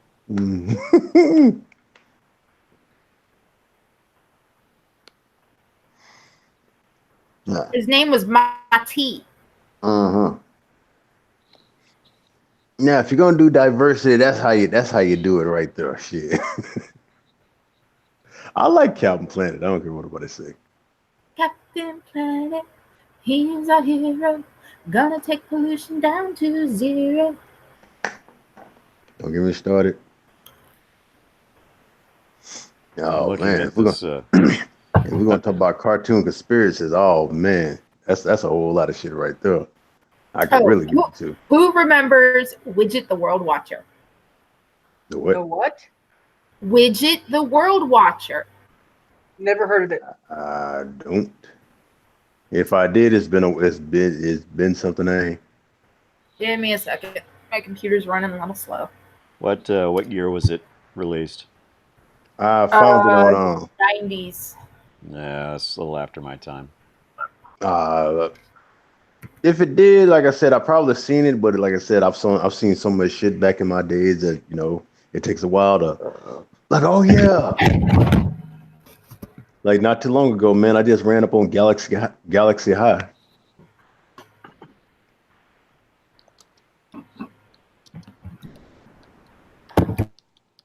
Like I said, I can name off so much shit from my childhood that a lot of y'all be like, "What the fuck was that?" Like I said, I found it right here. Yeah.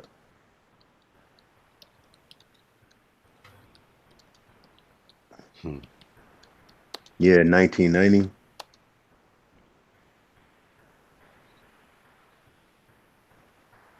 Was that the year that Widget was released? Yeah, that's what it's 1990. saying right here. What channel was it released on? I used to watch it on Fox 51. I didn't get Fox until I believe 1994. Here, I'm doing a screen share. Baby brother, present me. Okay.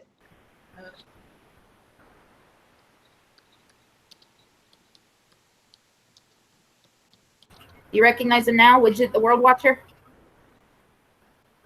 I said nope, but I'm looking at the intro here on on YouTube right now, and I'm like, He So I was go a to little screen share? shapeshifter. Wait, can you guys see it? yeah, I can see it. I don't remember him, but then again, like I said, I've seen so much stuff.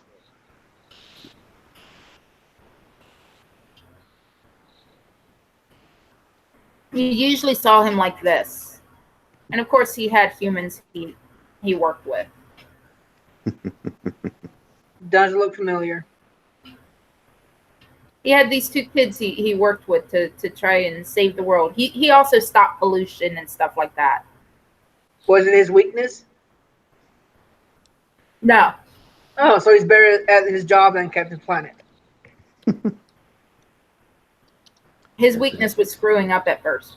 But then again, I used to watch Denver the Last Dinosaur. So But he's not going to become a paraplegic if he gets some dirt on him.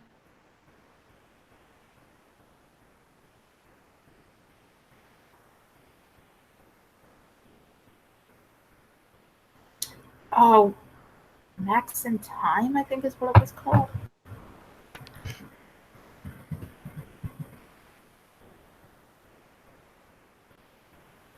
No, that's not what I'm looking for. Do I still need to present you? You're gonna unpresent me for now. Max in Time. Yeah, there was this cartoon. I don't know what it's about.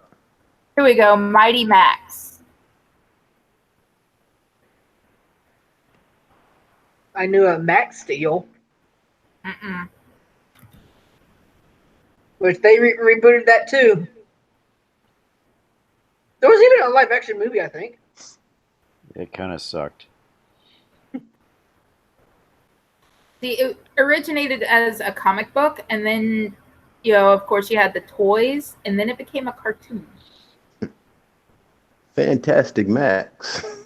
There we go. There.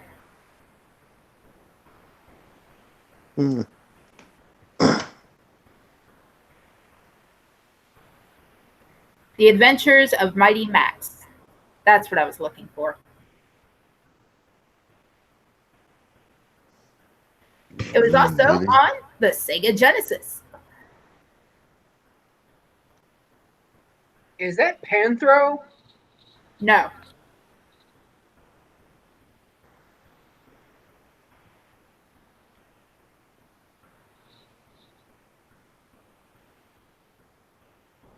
Yeah, nothing looks familiar.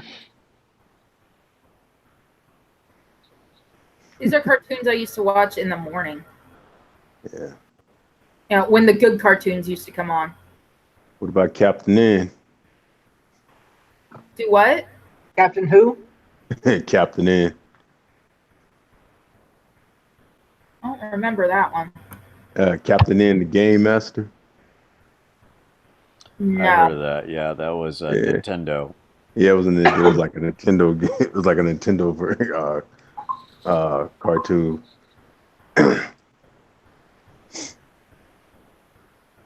Yeah, because him, like I said, like what? It was like Simon Belmont, Kid Icarus, Mega Man. They was going up against Mother Brain, Eggplant Wizard, King Hippo, and Dr. Wily. And shit. Hmm. The cartoon Attack of the Killer Tomatoes. I I heard remember about the them. cartoon. Mm-hmm. I remember that one. I remember the movies. I don't remember the cartoon. There's a cartoon. Mm-hmm. Attack of the Killer Tomatoes. Yep. In the cartoon, she's the tomato, and of course, there's the fuzzy tomato.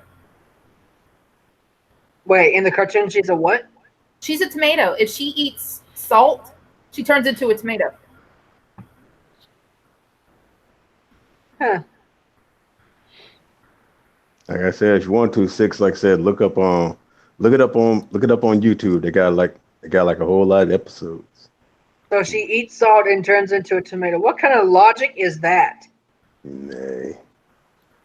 I don't know. There was a lot of Salt stuff on back in the day.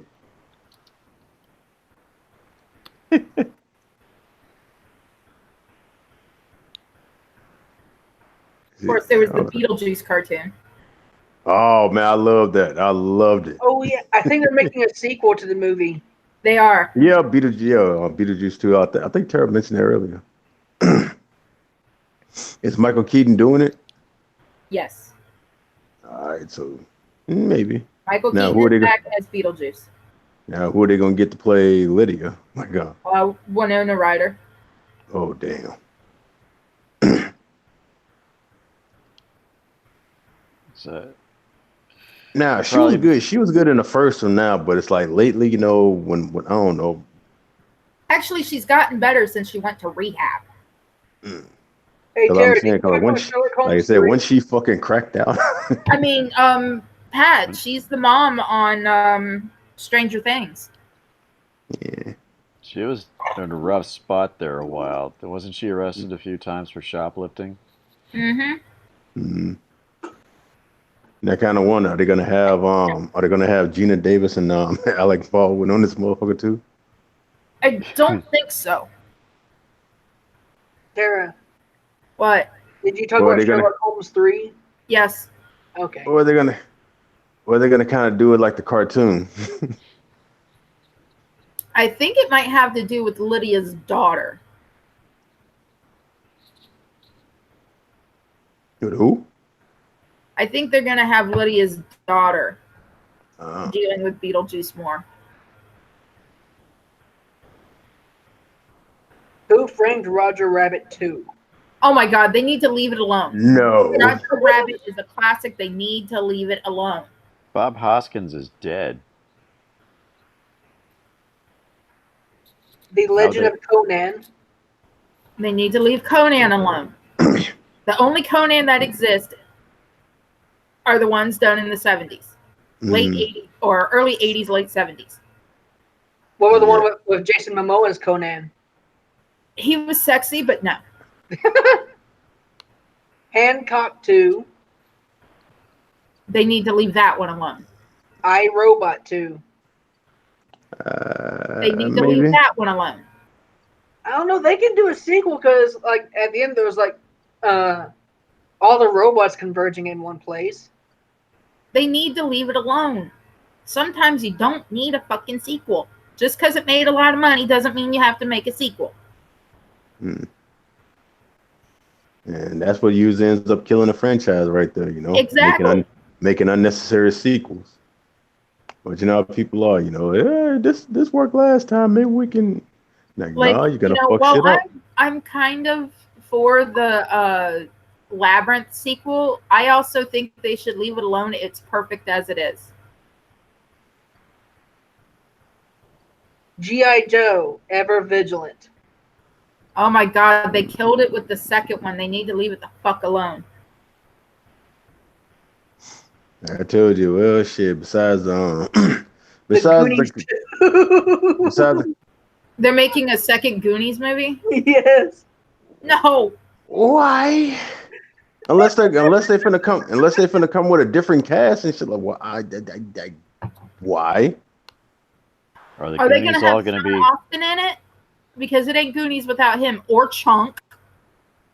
Is it going to Like I be a said, movie about is Justin Wayne gonna be in this? a Well, gang I of ain't, the 40-year-old alcoholics? as I said, I ain't heard him say nothing about it. District 10. Oh my God, I hated District 9. Now I want to know what happens after the ship leaves. Mad Max: The Wasteland.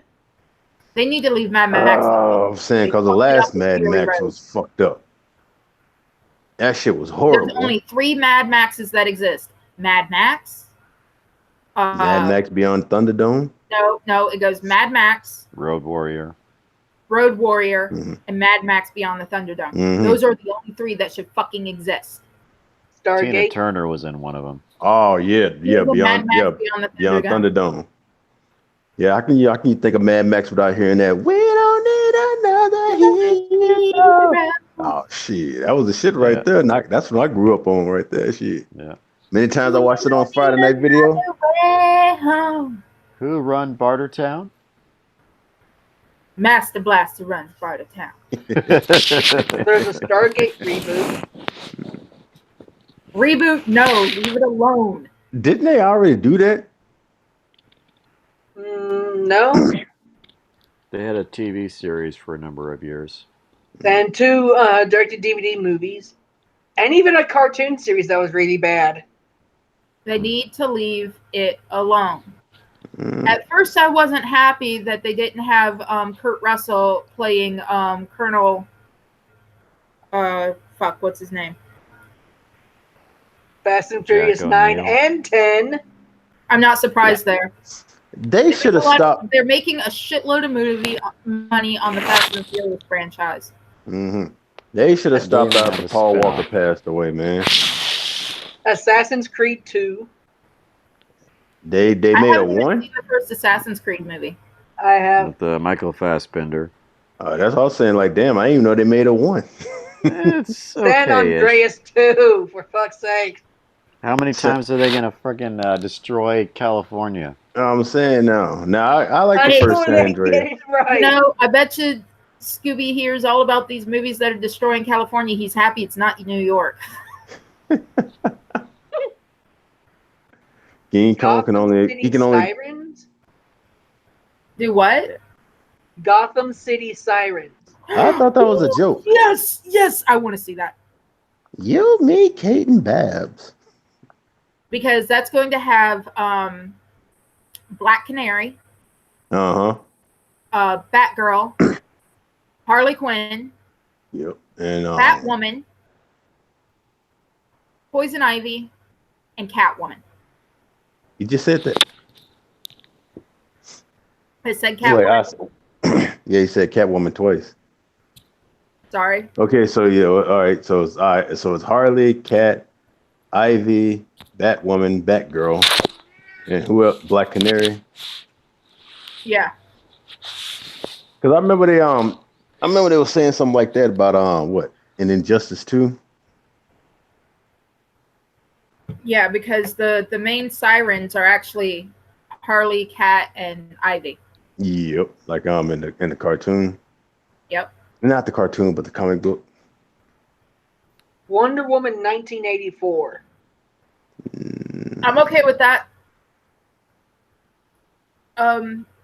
Does it say if it's a documentary on the TV series, or is it supposed to be Wonder Woman in the year 1984? It's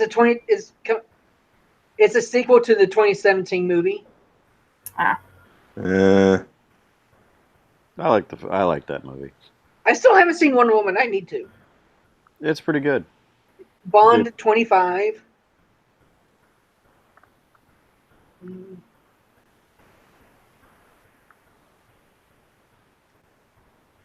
The Suicide Squad. Minions 2. What? Minions 2. It's already gone. What, the Say second now. Minions movie? I do I believe said, we've already seen Minions 2 come out. I said if In they're gonna do 2020? I said if they're gonna do Wonder Woman 1984, like I said, they're gonna have Linda Carter up in it. I know, right? Sing 2?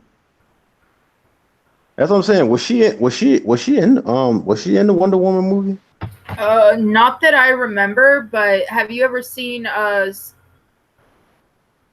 what's it called? Sky High, the Disney Kurt film. Russell. It has Kurt Russell in it. Kurt I think I Russell. have, but it's like They have Linda Carter playing the principal, and at the end of the movie, there's these kids in detention, and she walks out saying, "You know, I'm not Wonder Woman," and walks out.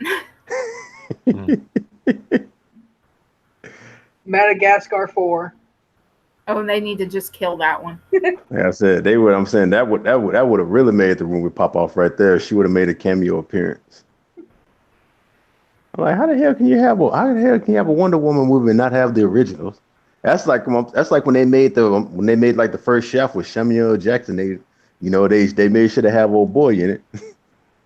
Like, come on now, you got to have the original Shaft up in there. I used to watch the Wonder Woman series on Sci-Fi.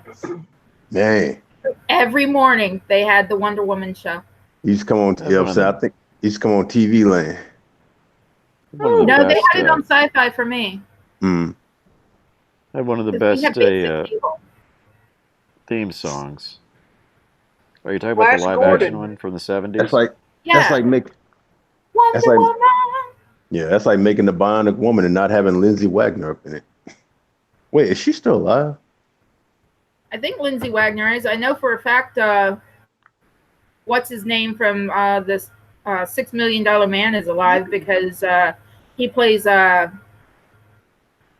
Ash's dad in Ash versus Evil Dead. Mm.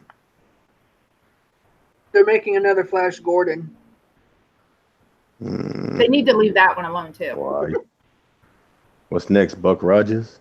I don't know. Lay down.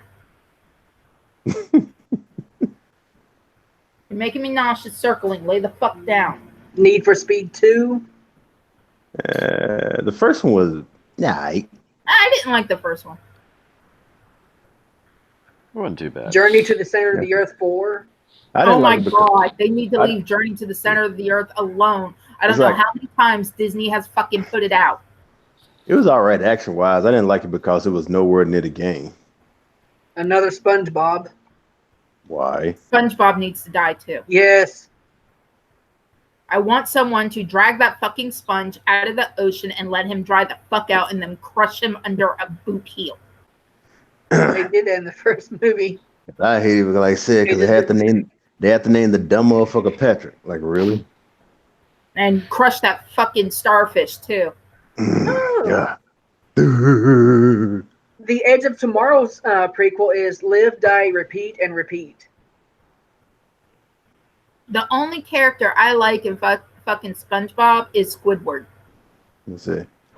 You know, SpongeBob is a thing for the 7 deadly sins, right? No. I bet the That's crab like- is greed. Baby brother, I'm still being Yep. presented, by the way. You're still what? That's I'm still actually being presented. actually a confirmed cartoon theory. SpongeBob SquarePants, like I said, they represent the 7 deadly sins. I'm guessing Mr. Krabs represents greed. Yeah, he's greed. I Patrick think versus Sloth. yep. Sandy is pride. Plankton is wrath. Let's see. Damn, let me look it up. I don't recall there being a sin called stupidity, so what the fuck is SpongeBob? I want to say let's see shit. Who the hell is Lust? Probably, because he's I'm always still after being that. there. We I go. think he's I was Lust. presented. Yeah, because he's He's all about that squirrel. He just wants to get the nut from the squirrel. Wait, what was Squidward? Envy. Let's see. From what I see, like now actually Squidward is wrath. Sorry. SpongeBob is lust. Krabs is greed. Oh, God. Squidward is wrath. Plankton is envy. Oh yeah. Yeah, because he envies Krabs the Krabby And Patty. also the think Krusty about it. Krabs. Envy's eyes are green. The eyes of the envious are green. And Plankton is green. Yep. Yeah. Sandy is pride. Gary is gluttony, and and of course Patrick is sloth. So it's like, and they actually put this to the test and stuff like that. They had confirmed it. What have the sins of SpongeBob? SpongeBob was lust. Wow. What the fuck? How the hell is he lust? Because he's all about that squirrel. Who is he lusting after? Yeah, shit. Well, I don't know. Him and Patrick are always together, so. Wait, there was that one of those that one time he was watching it on TV, and quickly changed the channel when a snail came in. Oh yeah, where he was watching he was watching the sea porn. It was sea anemone, I think. Yeah, Garrick. How the hell is Gary gluttony? Gary eats everything. He's a fucking snail.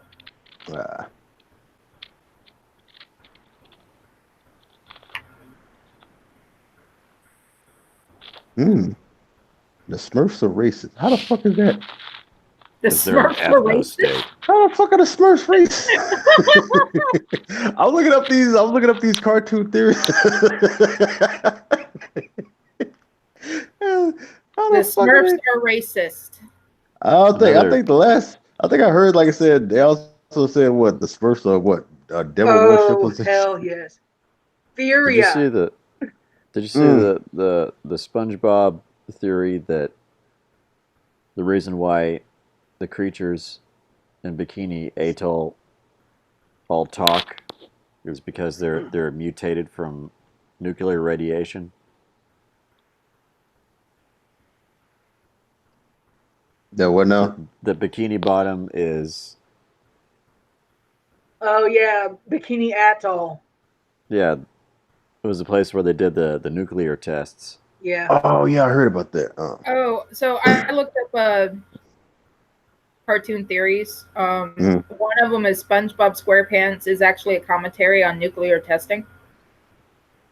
Yeah, that's I've heard that one Rugrats. for years. Angelica is the only one who can talk to the babies because they are a figment of her imagination. Oh, that's one of them. That's one of them creepy ass theories. Yeah, to my like I'm saying, damn, what did they say? Like, have you heard about the Pixar timeline? Every movie's the Pixar connected. theory. The original movie. Scooby-Doo series is set after a horrible economic depression. That's why Scooby and Shaggy are site. Yeah, that one too, right there. Like, I could actually see that. Cause back in the time when Scooby-Doo came out and shit like that, yeah, that was during the time of the movie. But like the Pixar timeline, every single movie has a Pizza Planet truck in it, except for Incredibles. Even Brave has a Pizza Planet truck in it. Garfield is actually dying of starvation and just imagining John and Odie. Yeah, that one. In Pinky and the Brain is no genius. Yeah, they say Pinky is like the actual genius. It's like both of them are geniuses, but it's like, Yeah. I think what The Brain Pinky is just like insane. Yeah. He's the one that the song when it talks about one is the other one's insane. Mm-hmm. Brain's insane and Pinky's the genius. Mm-hmm.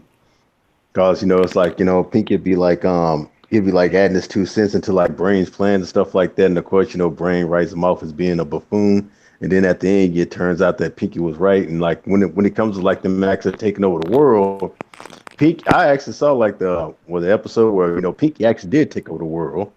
But then, like I said, he gives the reins over the brain and stuff like that, and well, he fucks it up. Inspector Gadget is actually the second Inspector, built as completely robotic replacement as after the first one is lost in action. Upon return, he became Dr. Claw. I heard that one too. That one actually makes sense. Mm-hmm. Oh, this is my favorite right here. Oh, Winnie the Pooh. Talking about, like Winnie the Pooh, like I said, they represent mental disorders, like yes. Eeyore is obviously depression. Yeah, and Piglet is anxiety. Tigger is ADHD. Yeah, like Christopher Robinson, he's schizophrenic, and Pooh, I think what Pooh has like OCD or something like that. No. Rabbit has OCD. Yeah, Rabbit has OCD, and what the fuck does Pooh have? He has, I think, what's the eating disorder? Yeah. Oh yeah, he has an eating disorder. Yeah, I think his is bulimia. Yeah, and like Owl's a narcissist and shit.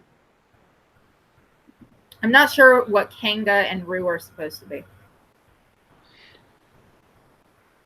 Ed, and Eddie's entire cast of kids are all dead and living in purgatory of an eternal childhood cycle.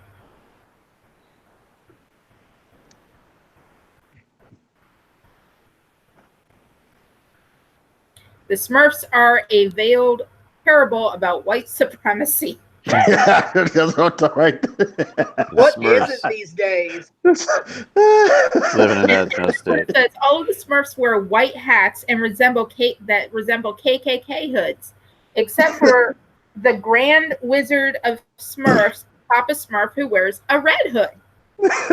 They live in perfect harmony, but are constantly under threat from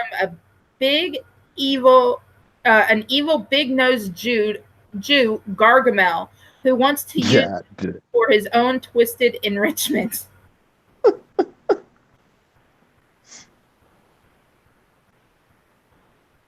So it's about the KKK, but the bad guy is not black. Mm-hmm. The Jetsons and the Flintstones are two portions of the same society. Oh, yeah.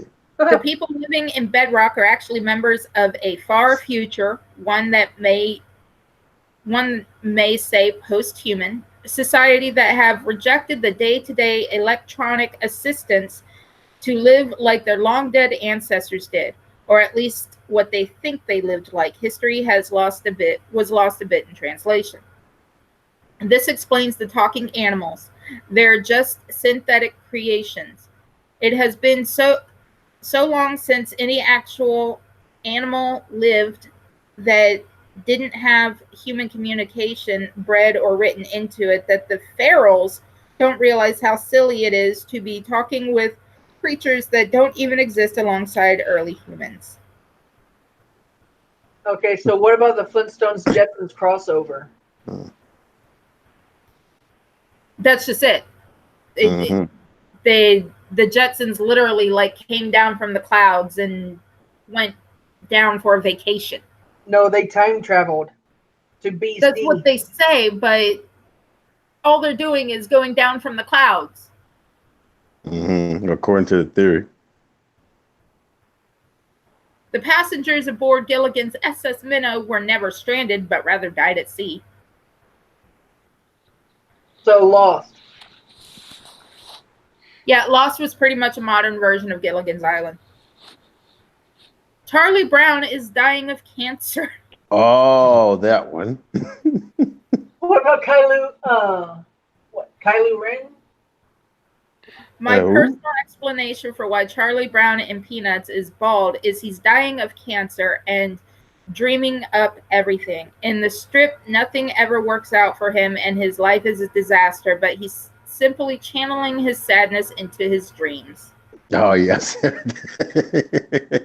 Disney's Aladdin takes place in the future. I heard it was post-apocalyptic. Oh God. Who The Framed genie is a Roger Rabbit is a hologram. Who In Framed one Roger scene, Rabbit Genie is a calls movie out about. quote, so third century. Genie was trapped for 10,000 years, so there's no way he could know of the fashion trends which have happened whilst he was in the lamp. Which means that the latest genie could have been trapped in the lamp during the 3rd century if he spent 10,000 years in there. It is then at least the year 10,300 AD when he gets out. A post-apocalyptic world where only Arabic and some Greek cultures survived. It has also been so long that the name Araba has been corrupted into Agrabah. Or excuse me, Arabia has been Arabia. corrupted into Agrabah.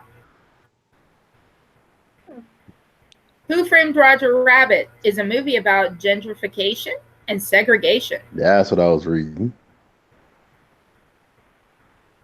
The Toons are black people living in the age of Jim Crow. They are trying to evict Toons and build on the land of Toontown, much like gentrification pushes poor people out of their neighborhoods.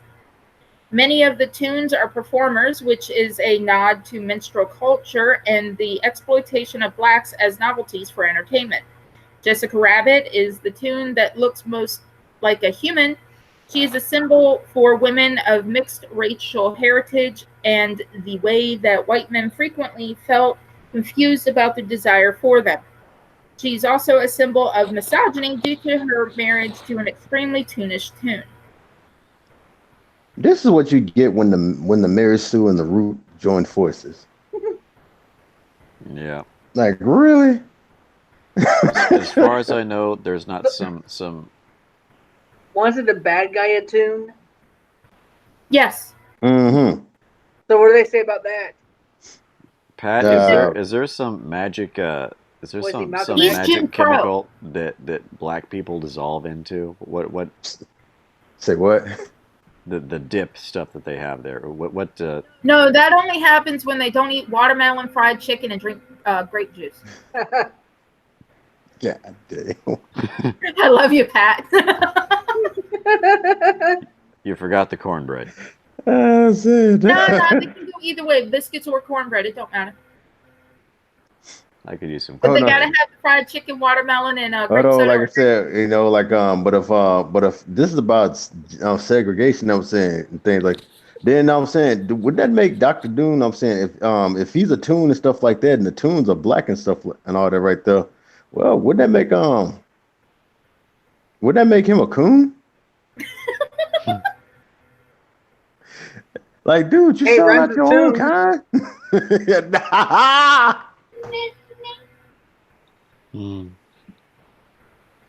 Yeah, they didn't think about that part, did they?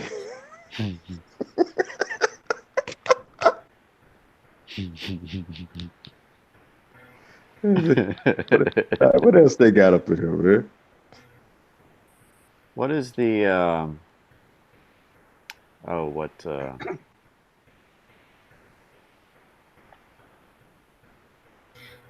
What? There was one for about the Care Bears.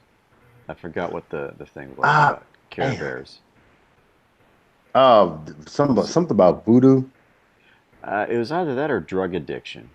All right, here's one where the kids of the Magic School Bus grew up to be the Planeteers. Like I said. Pinky and the Brain. Pinky is actually the genius. Mm. The Strange Events and Courage the Cowardly Dog are all normal. What? It's just the imagination of the dog. Yeah. It's, you know how dogs will kick their feet when they're asleep? Yeah. It's literally like the dreams of the dog. Okay. Bikini Bottom is the result of nuclear testing. We still got to wonder why there's a restaurant called the Krusty Krab in Bikini Bottom. Bill Daltreve is actually Bobby Hill's father. What's Bill Daltreve? From King of the Hill. Bill's the dude with the tank top. That dumb motherfucker. Well, it Okay, so wouldn't be here's this one. Okay, hear me out on this one. If you're a big fan of King of the Hill, you know that Hank and his son Bobby are complete opposites. While Hank is a sports nut who loves fixing cars and doing yard work, Bobby is a creative slacker who loves theater, gardening, and playing with dolls. Bobby and Bill Daltrey are much more similar in personality than Bobby and Hank, and they also look fairly similar as well. This could well this would also explain why Bill has such a big thing for Peggy, because they had an affair years ago, and while she moved on from it, he didn't. Hank is also known for his narrow urethra, which could have definitely presented a problem with conceiving a child. wasn't it? Helga is the main character in Hey Arnold. Oh no, wasn't that theory proven wrong though? I have no clue.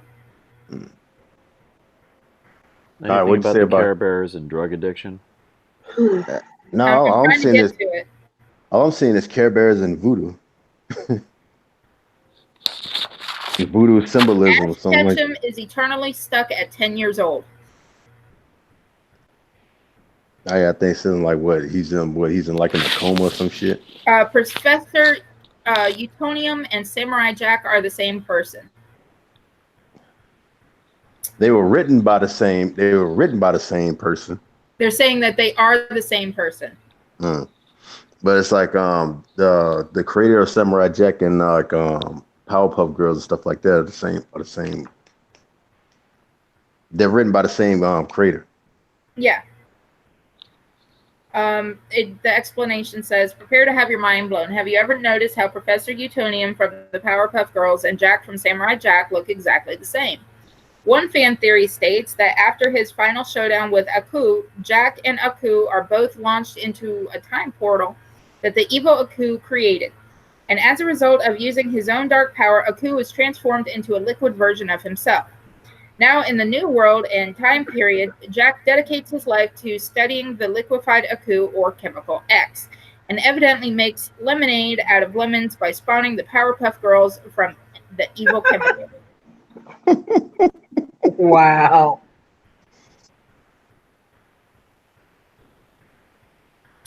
Caillou is terminally ill with cancer. That's what I was talking about. Oh, so he's another cancer patient.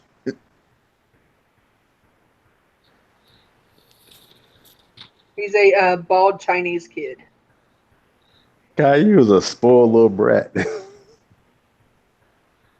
Let's see here. Toy Story 3 is an allegory for the Holocaust. What? Toy Story 3 is arguably the darkest film in Pixar's flagship trilogy, but it's still a heartwarming tale about friendship, growing up, and sticking together through the hardest times. Oh, and it's about the mass extermination of millions of people in concentration camps. According to film critic Jordan Hoffman, Toy Story 3 is totally about the Holocaust. Then again, in the same article, he goes on to make a case for the movie being Marxist propaganda, an existentialist film, and a metaphor for various world religions. So maybe he isn't completely serious here. The Holocaust theory is the one that caught the attention of the internet, though, because of the surprising number of parallels between this lighthearted story and talking toys and one of humanity's greatest tragedies. Let's look at the plot. It starts when the Jewish people, represented by the toys, are left behind by their host nations at the onset of World War II, represented by Andy going off to get high and score in college.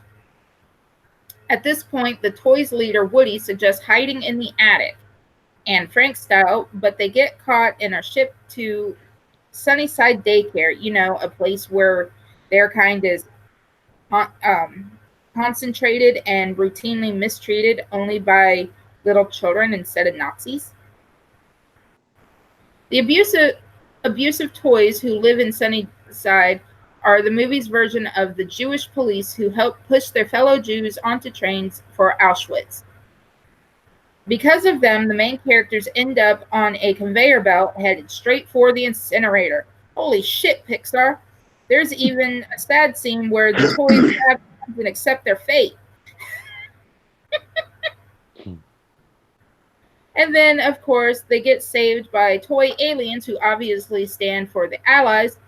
The protagonists eventually relocate to a new place where many of their kind already live and have an established foothold, Israel, aka a little girl's house.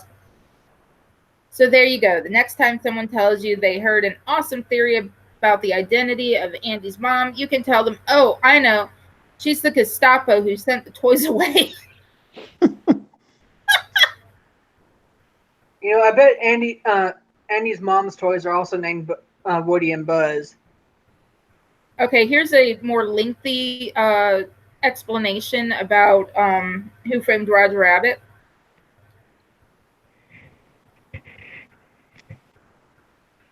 Okay, so Judge Doom is a corrupt official. Judge who? From Roger Rabbit.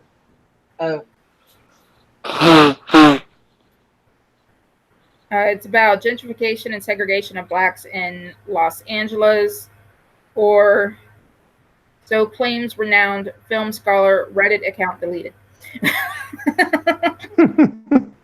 So wait, No shit, it says that Reddit account. so the bad guy is a corrupt official, Huh? and Roger, who framed Roger Rabbit? The bad guys are supposed to be a corrupt official Yeah, he's a corrupt official. who is black. He's not actually black. He's supposed to represent segregation. I thought Toons were black. Yes, he's actually a Toon, but even back then, there were still blacks that agreed with segregation. There are some that agree with it now. Well, they're wanting to self-segregate. You want to self-segregate, go for it, but it's not a good idea. But the thing is with his character, with Christopher Lloyd playing him, he's more of Jim Crow at the time. Let's see here.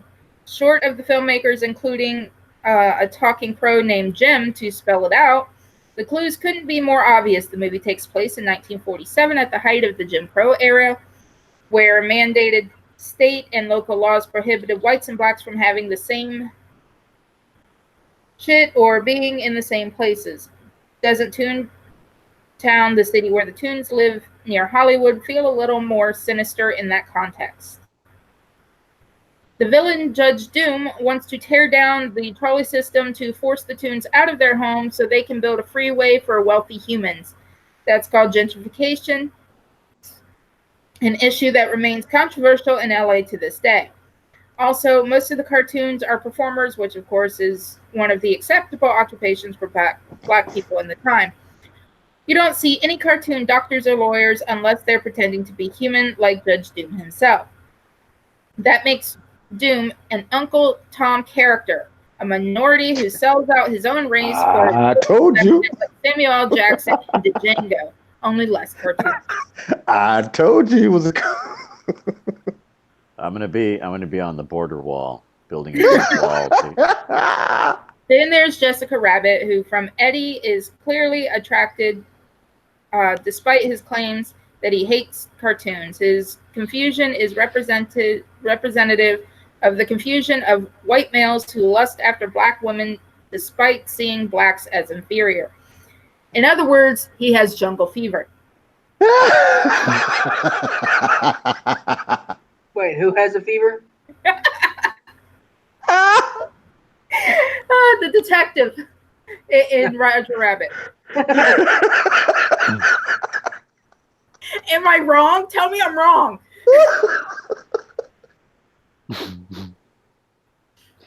Welcome to the jungle.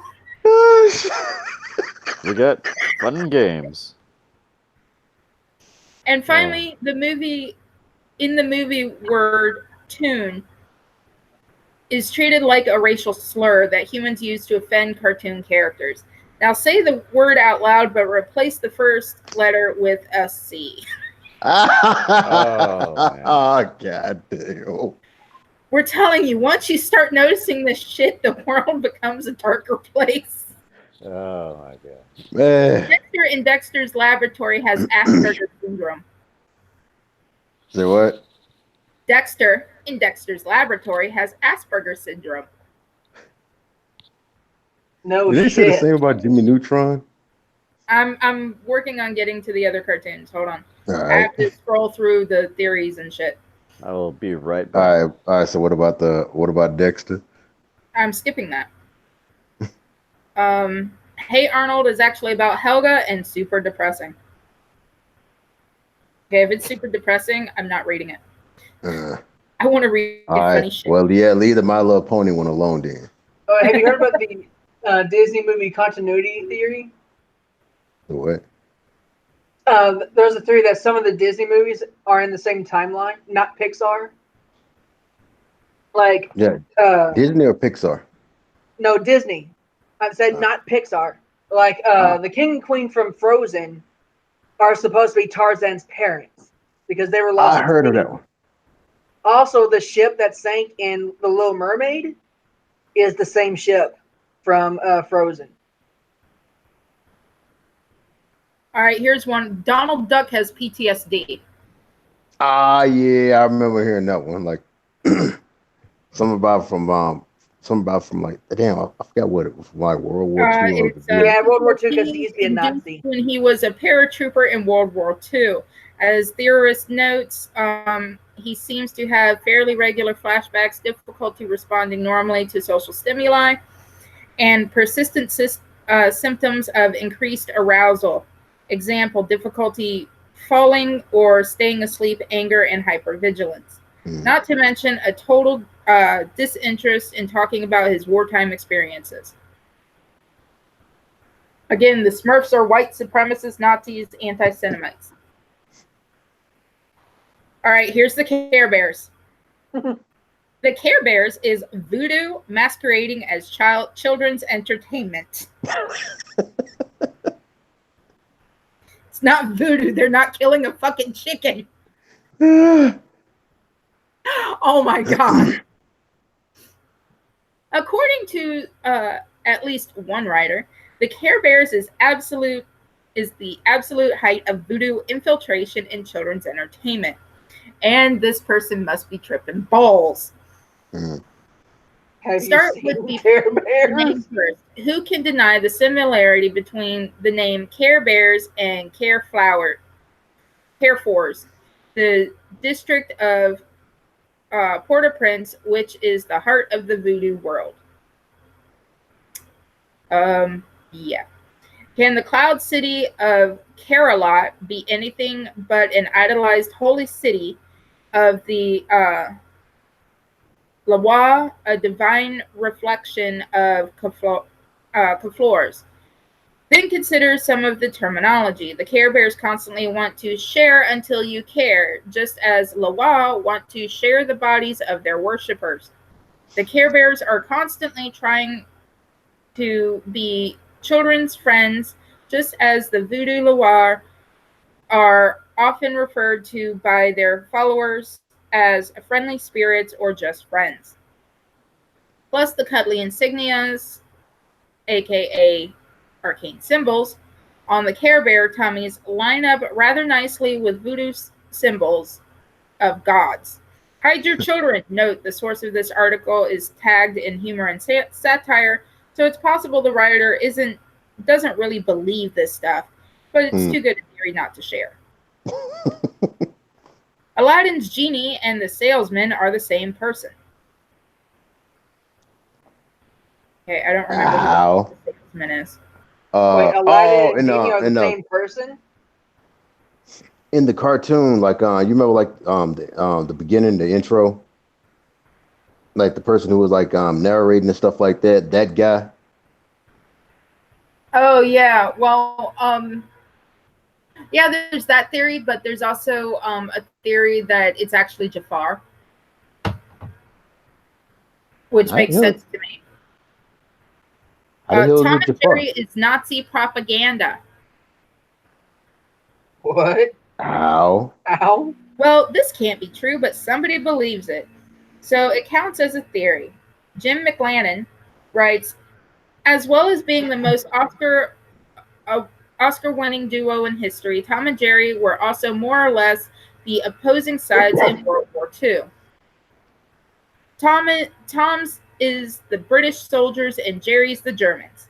I think it's safe to assume, especially in the context of a series which began right around the time of the Battle of Britain, that the choice of these names was no accident, especially since it precedes the American entry into World War II.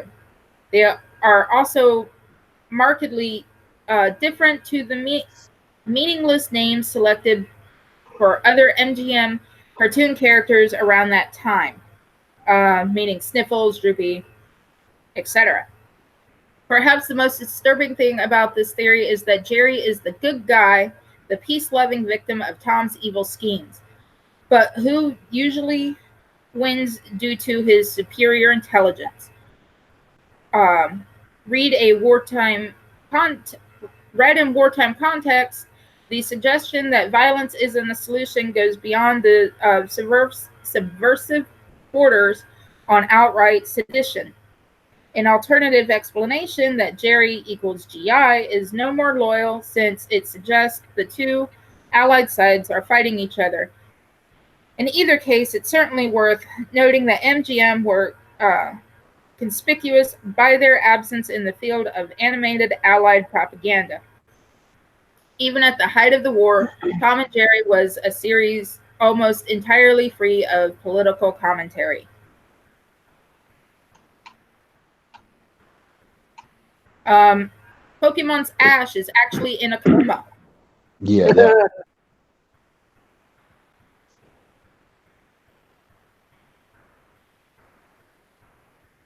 Wall-E is a cannibal robot who destroyed Earth. Wow, who? Wall-E Oh, Wally. is a cannibal robot who destroyed Earth.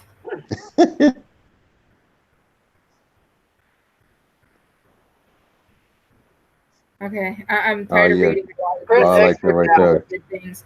The fairies and Fairly Odd Parents are metaphors for antidepressants. According to a theory that comes yet again courtesy of Reddit, Tim's fairy godparents are simply metaphors for Zoloft and Prozac. They're there to help him through his problems, but only until he doesn't need them anymore. Plus, not only did they start showing up at the same time as his problems, but there are some serious side effects every time he uses their quote-unquote magic. Or maybe they're just imagined by a sexually abused little boy. So Tim is on medication. He's on medication and being sexually abused. Dang. By who, Vicky? By who, Vicky? Hold on. There's another theory. The Fairly Odd Parents is about a kid playing pretend with his fish. His godparents died in a car crash when he was younger. And since they were the only adults who ever understood him, he finds comfort in imagining that they are there to watch over him. Since his parents obviously don't care, his babysitter slaps him around, but he isn't brave enough to tell on her. The granted wishes are all in his imagination, hence why they never have any lasting consequences. Mrs. Crocker has made sexual advances on young Timmy for years, hence the delusion that he is desperate to steal Timmy's fairies. Oh, Mr. Crocker, which represent his innocence, joy, hope, and good wishes for the future. Now that's bleak. Yeah. No, that I can. Totoro is the angel of death. Oh, hold on, what? Because everyone who sees him dies in short order. And then there's this fishy thing about the sisters having no shadows. Read the whole breakdown here. I'm not reading that whole fucking thing. Well, something very interesting just happened. I went down to the soda machine for a Coke, paid for one, it spat out two. Oh, yeah, I love when that happens. Bastard. I'm saying that's rare. What You know the fuck that- is a tutorial, Tara? That sometimes happens in Pokemon games when you go to buy a drink from a vending machine, But when that happens, the text appears. You got a bonus. Cool. I guess I got a Mhm. bonus.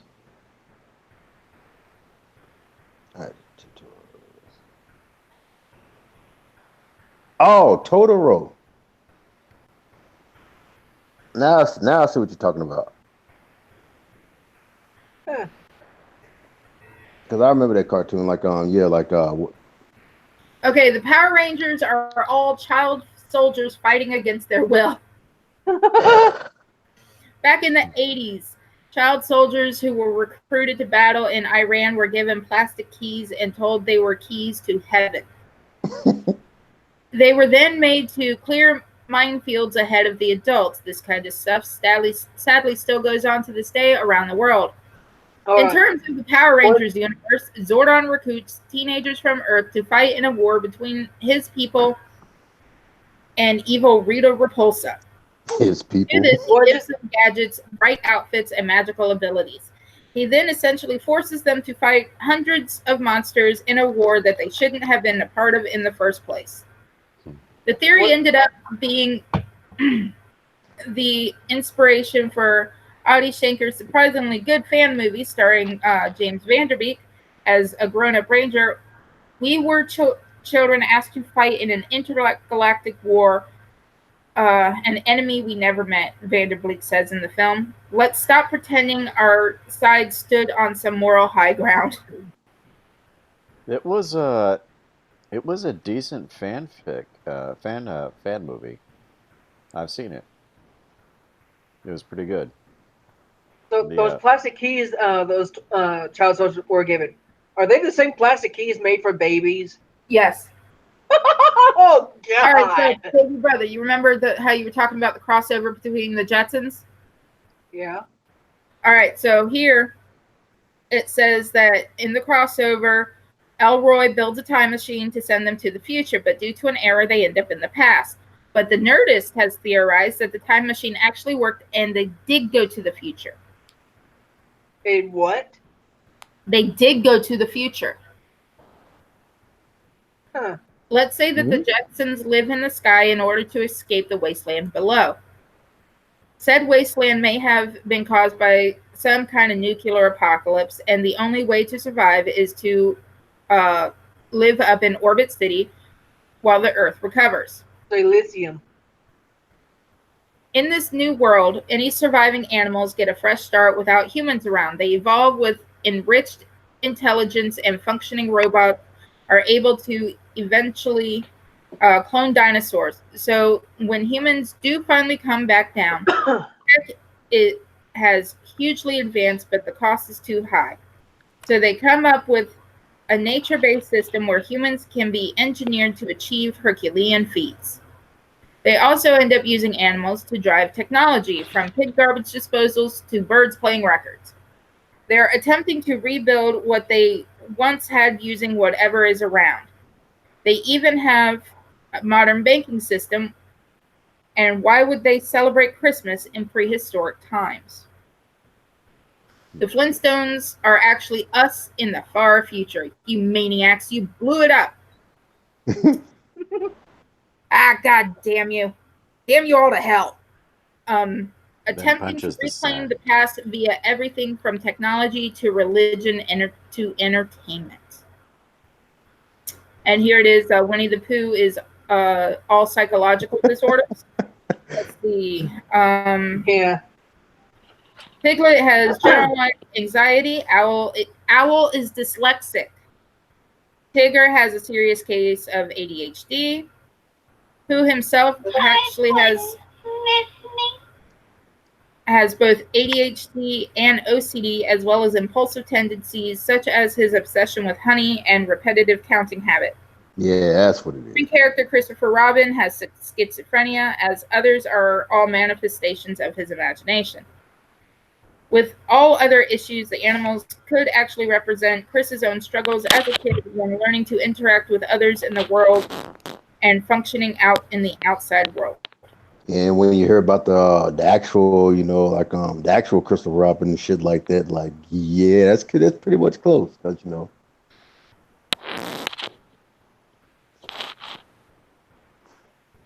Give me a second. I got a message. What side are you on, by the way? The what? What side is she on, by the way? Mm, Where's she getting this? I don't know. She's not saying. Give me a second, and I'll tell you. Digital Spy. No. Digital's. Sesame Street's Count Von Count feasts on children. That's stupid. I think he just eats fucking numbers.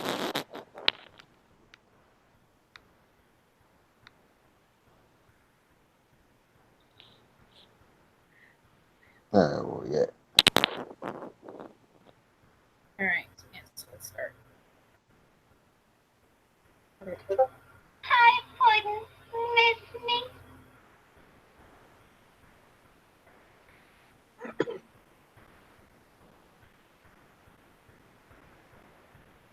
Let's see.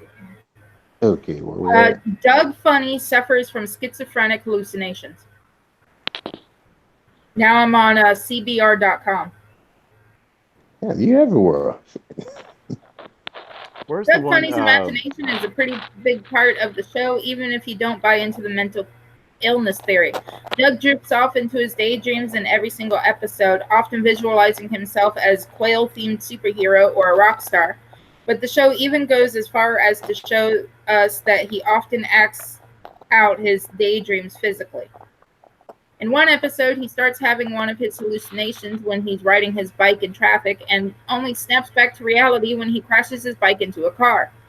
His daydreams are so vivid and extreme that he can't separate reality from fantasy, and it nearly kills him on more than one occasion.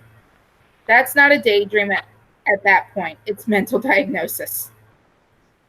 Where's the one that Rocco's modern life is taking place in a communist dictatorship? Say what? It might be on this one. Miss Frizzle from the Magic School Bus is a Time Lord.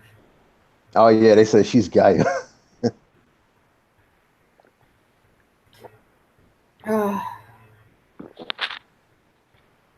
Just saying that explains it all.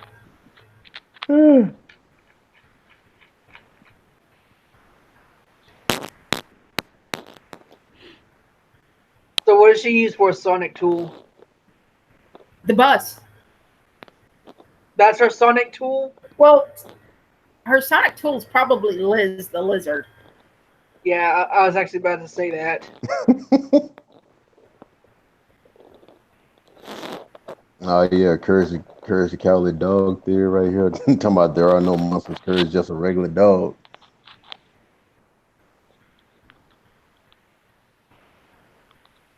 I can see that. All right, let's see here. Now I'm heading over to Playbuzz. Oh, Ghidorah appeared in an episode of Courage.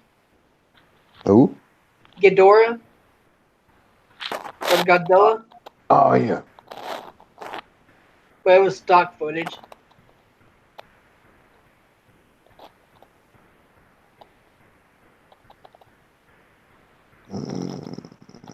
Nah, that's not saying anything.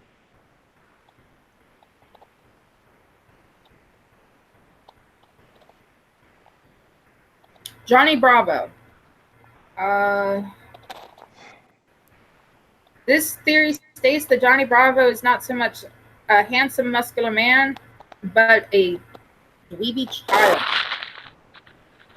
Think about it. He never actually gets the women he hits on, or maybe because he is a child. He's an incel. His best friend is an 8-year-old girl, a little strange for a grown man, no? He even calls many of the women he tries to pick up mama. Perhaps in imitation of his idol Elvis, or because he's a child and this is the way he talks to older women. Some countering the theory say the women often inflict physical pain on Bravo when rejecting him, which would be pretty crazy and abusive if this was happening to a little kid. However, consider the other exaggerations he makes. Perhaps he takes the pain from the rejections and externalizes them into physical pain. One reason this theory is not rock solid, though, is the fact that in one episode, Bravo actually has a flashback and recalls his high school days where he was a scrawny teen rejected from prom. In an attempt to win his date back, he gets extremely muscular. Why would a child make up a story like this? They probably wouldn't, but who knows with this kid. Mm. So they're saying basically Johnny Phineas Bravo and is like a Ferb. little kid being macho. Here's a Phineas and Ferb one. Another dark theory is Phineas and Ferb conspiracy. This theory is similar to the Rugrats theory and explains how Candace actually has mental health issues and is not completely sane.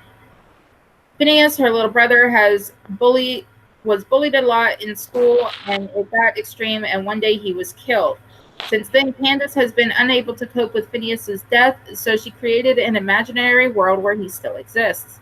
Her brother Ferb is actually immobile and can barely talk, so she created a world where her two brothers would go on amazing adventures together. This is why her mother can never see the contraptions her brothers create. They never existed. Dr.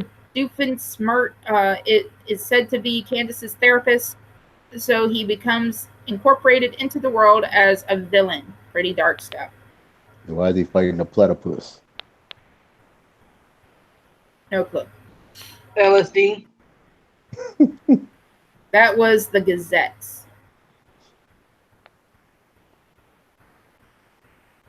I was saying that to explain the intelligent platypus.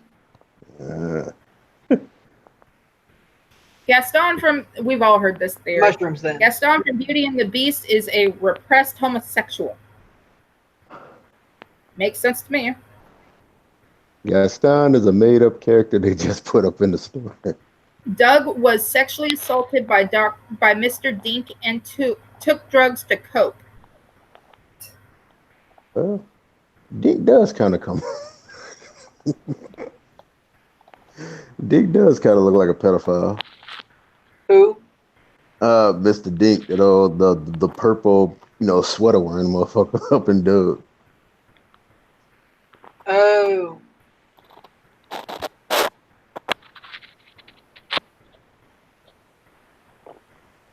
The Magic School Bus was about a special education class, so all the kids were reading. No, That was a short bus. This little-known, borderline, uncharted theory states that Mrs. Frizzle is a teacher of a special education class. The general idea is the class of 8 is noticeably small, as special education classes tend to be.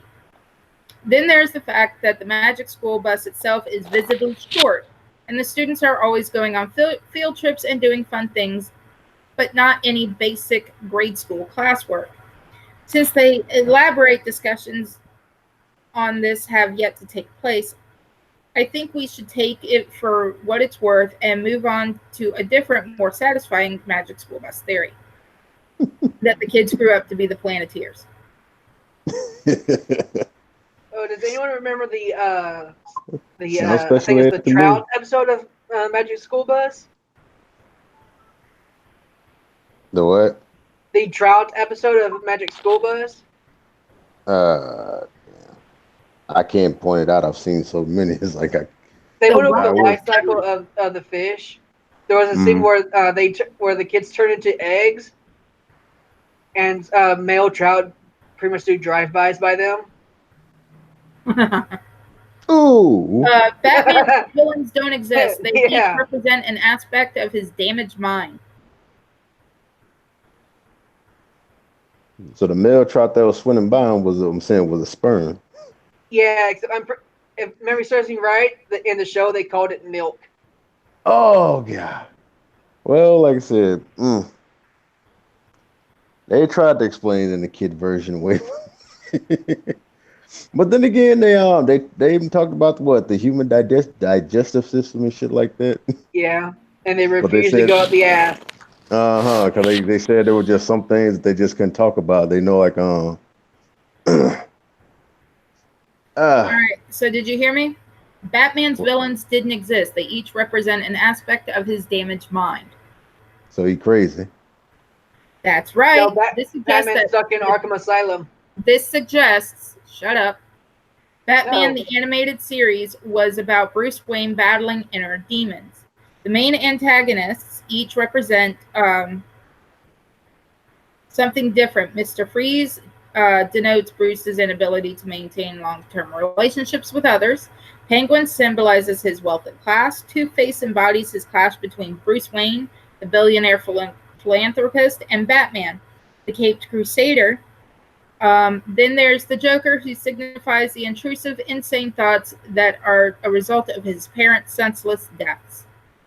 I know Batman existed before 1993, but this theory states that it's in regards to a specific version and the way it was approached. So they're only going off of the animated series in the 90s.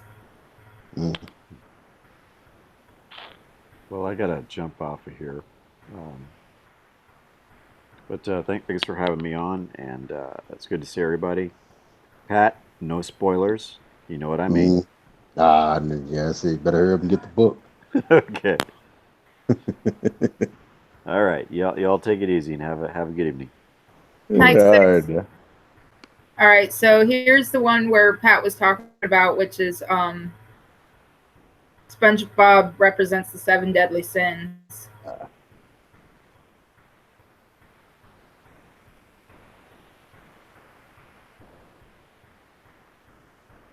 Pulling it up. Gary eats a lot. There's the regularly spoken phrase, "Don't forget to feed Gary," that supports this. Pride is Sandy. Sandy is a proud Texan who vocalizes it often.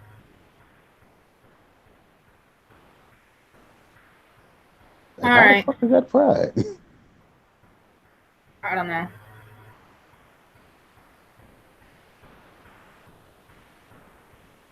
Does this explain why SpongeBob is lust? Yeah, it does. Watching porn on the TV. Scroll all the way back down. Like I said, well, it's like name all of them off. Give me a second. I have to get back to it. Hold on. All right, Sloth, Patrick, who is obviously lazy. Wrath, Squidward, who is constantly in a bad mood and hates pretty much everything.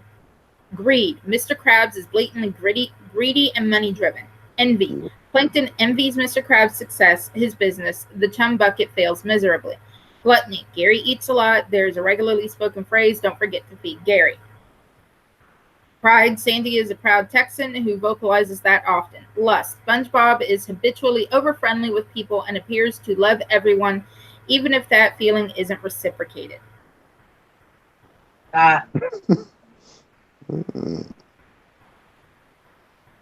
Different version from my lust, but all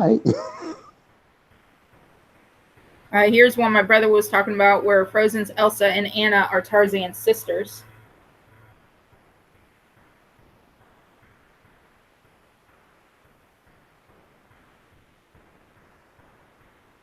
And it's actually been confirmed.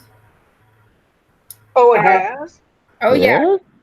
Yeah. I thought that would have been that theory would have been blown out of the water considering the presence of double-barreled shotguns in Tarzan. At that time of it, yeah. If you take into consideration the different countries they're from, it can happen. All right. After Elsa and Anna's parents are shipwrecked at the beginning of the movie, leaving their two daughters alone together in Arendelle, the audience is left to assume that they died at sea. Co-director Jennifer Lee confirmed in a 2014 Reddit AMA, however, that according to co-director Chris Buck, they didn't die on that boat. They got washed up on a shore in a jungle island. The queen gave birth to a baby boy. They build a treehouse. They get eaten by a leopard. That's right. Elsa and Anna's parents are Tarzan's parents. Even better, Buck also directed Disney's 1999 Tarzan. If only Elsa's anthem went, let it go, you freeze. Well, this is Reddit, so it's like. And what about the theory that it was the ship that sank in the Little Mermaid was the same ship? I haven't gotten to that one yet.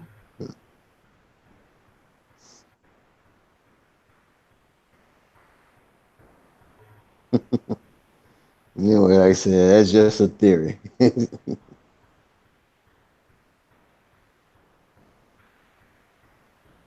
So there's a theory that with the movie Grease, Sandy died at the beginning of the movie.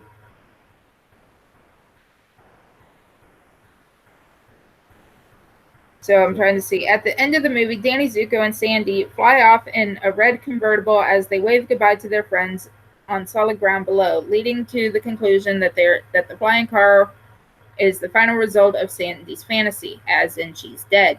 During the song Summer Nights, Danny and Sandy recount how they first met and started a summer fling. The line, "I saved her life, she nearly drowned," suggests that Sandy actually did drown, and the whole movie is an elaborate musical fantasy due to the lack of oxygen getting to her brain. The flying red convertible also suggests that Sandy is happily being whisked away to heaven at the end of the movie. Wait, what? That's Whereas, depressing. and mind you, this theory was passed around by Sarah Michelle Gellar. But that's all blown out the fucking window because of Grease 2, where Frenchie flat out says, "When your cousin Sandy called me to tell me you were coming, I told her any cousin of yours is a cousin of mine." Mm-hmm. So that blows that theory out the fucking window. Yeah. Now, had they not make Grease 2, I could be like, all right, I could see that. So could I, but Grease 2 says otherwise. Yep.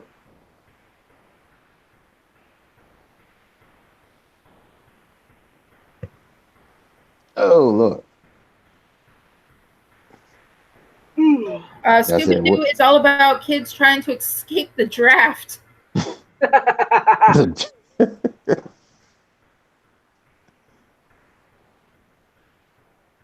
The cartoon mystery franchise never really explained why the ragtag group of 4 dissimilar teenagers decided to travel in a van to unknown destinations, so a fan was forced to develop a theory.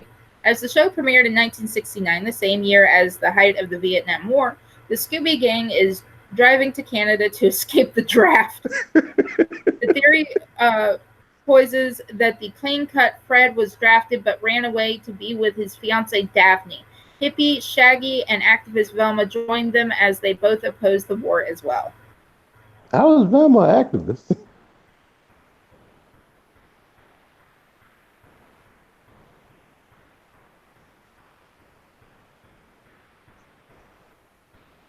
I never seen many activists dressed like her. Nemo was an imaginary device for Marlin to come to terms with his wife's death.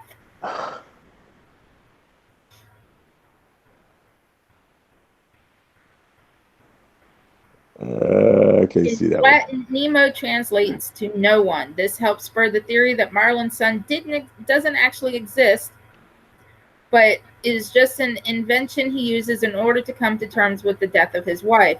We see Marlin go through the 5 stages of grief in the film. First, denial, when he invents Nemo's egg after the rest of his family are killed. Second, anger, as he freaks out whenever Nemo's too far away from him.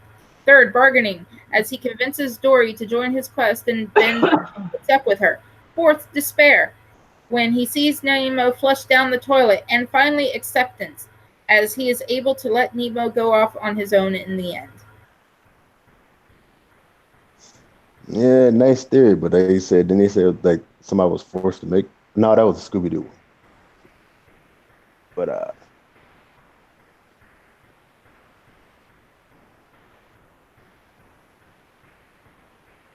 I said, what else we got? Time winding down.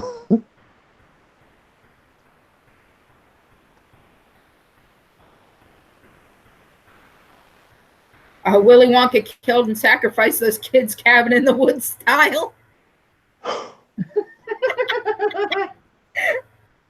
I'm not even reading that one. That was just too stupid. Oh, God.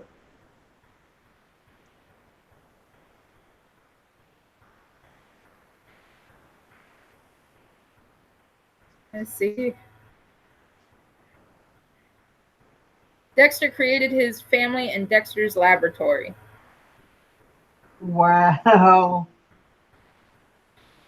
His entire family was killed by one of his experiments gone awry, and he created a new family in their likeness using his lab.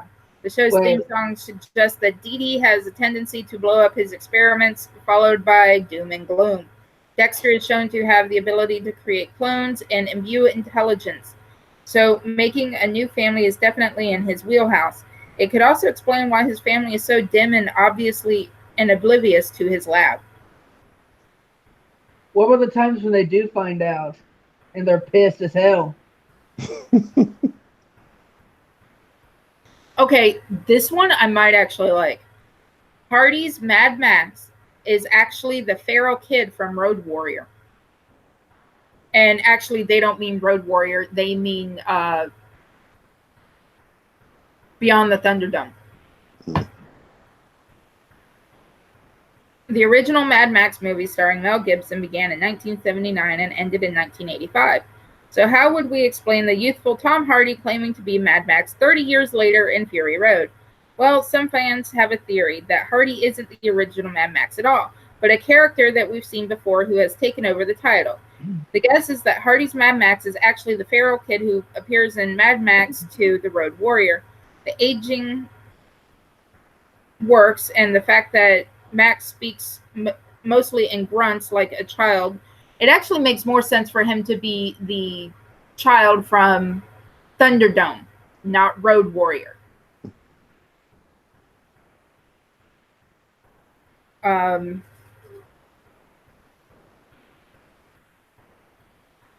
Another validation of this theory, plus the kid as an old man narrates Road Warrior just like Hardy's disembodied voice narrates Fury Road. So no, I don't like that one. Mm. Barry's Bad Bueller theory. is just a figment of Cameron's imagination.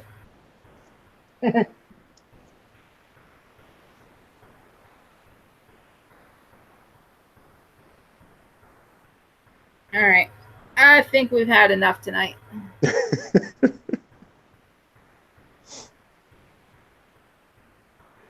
That's it.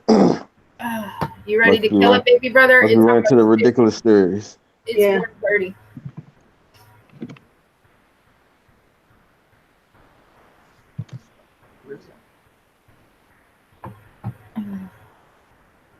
All right, where everybody at? I don't know. What's my brother doing? Hang on.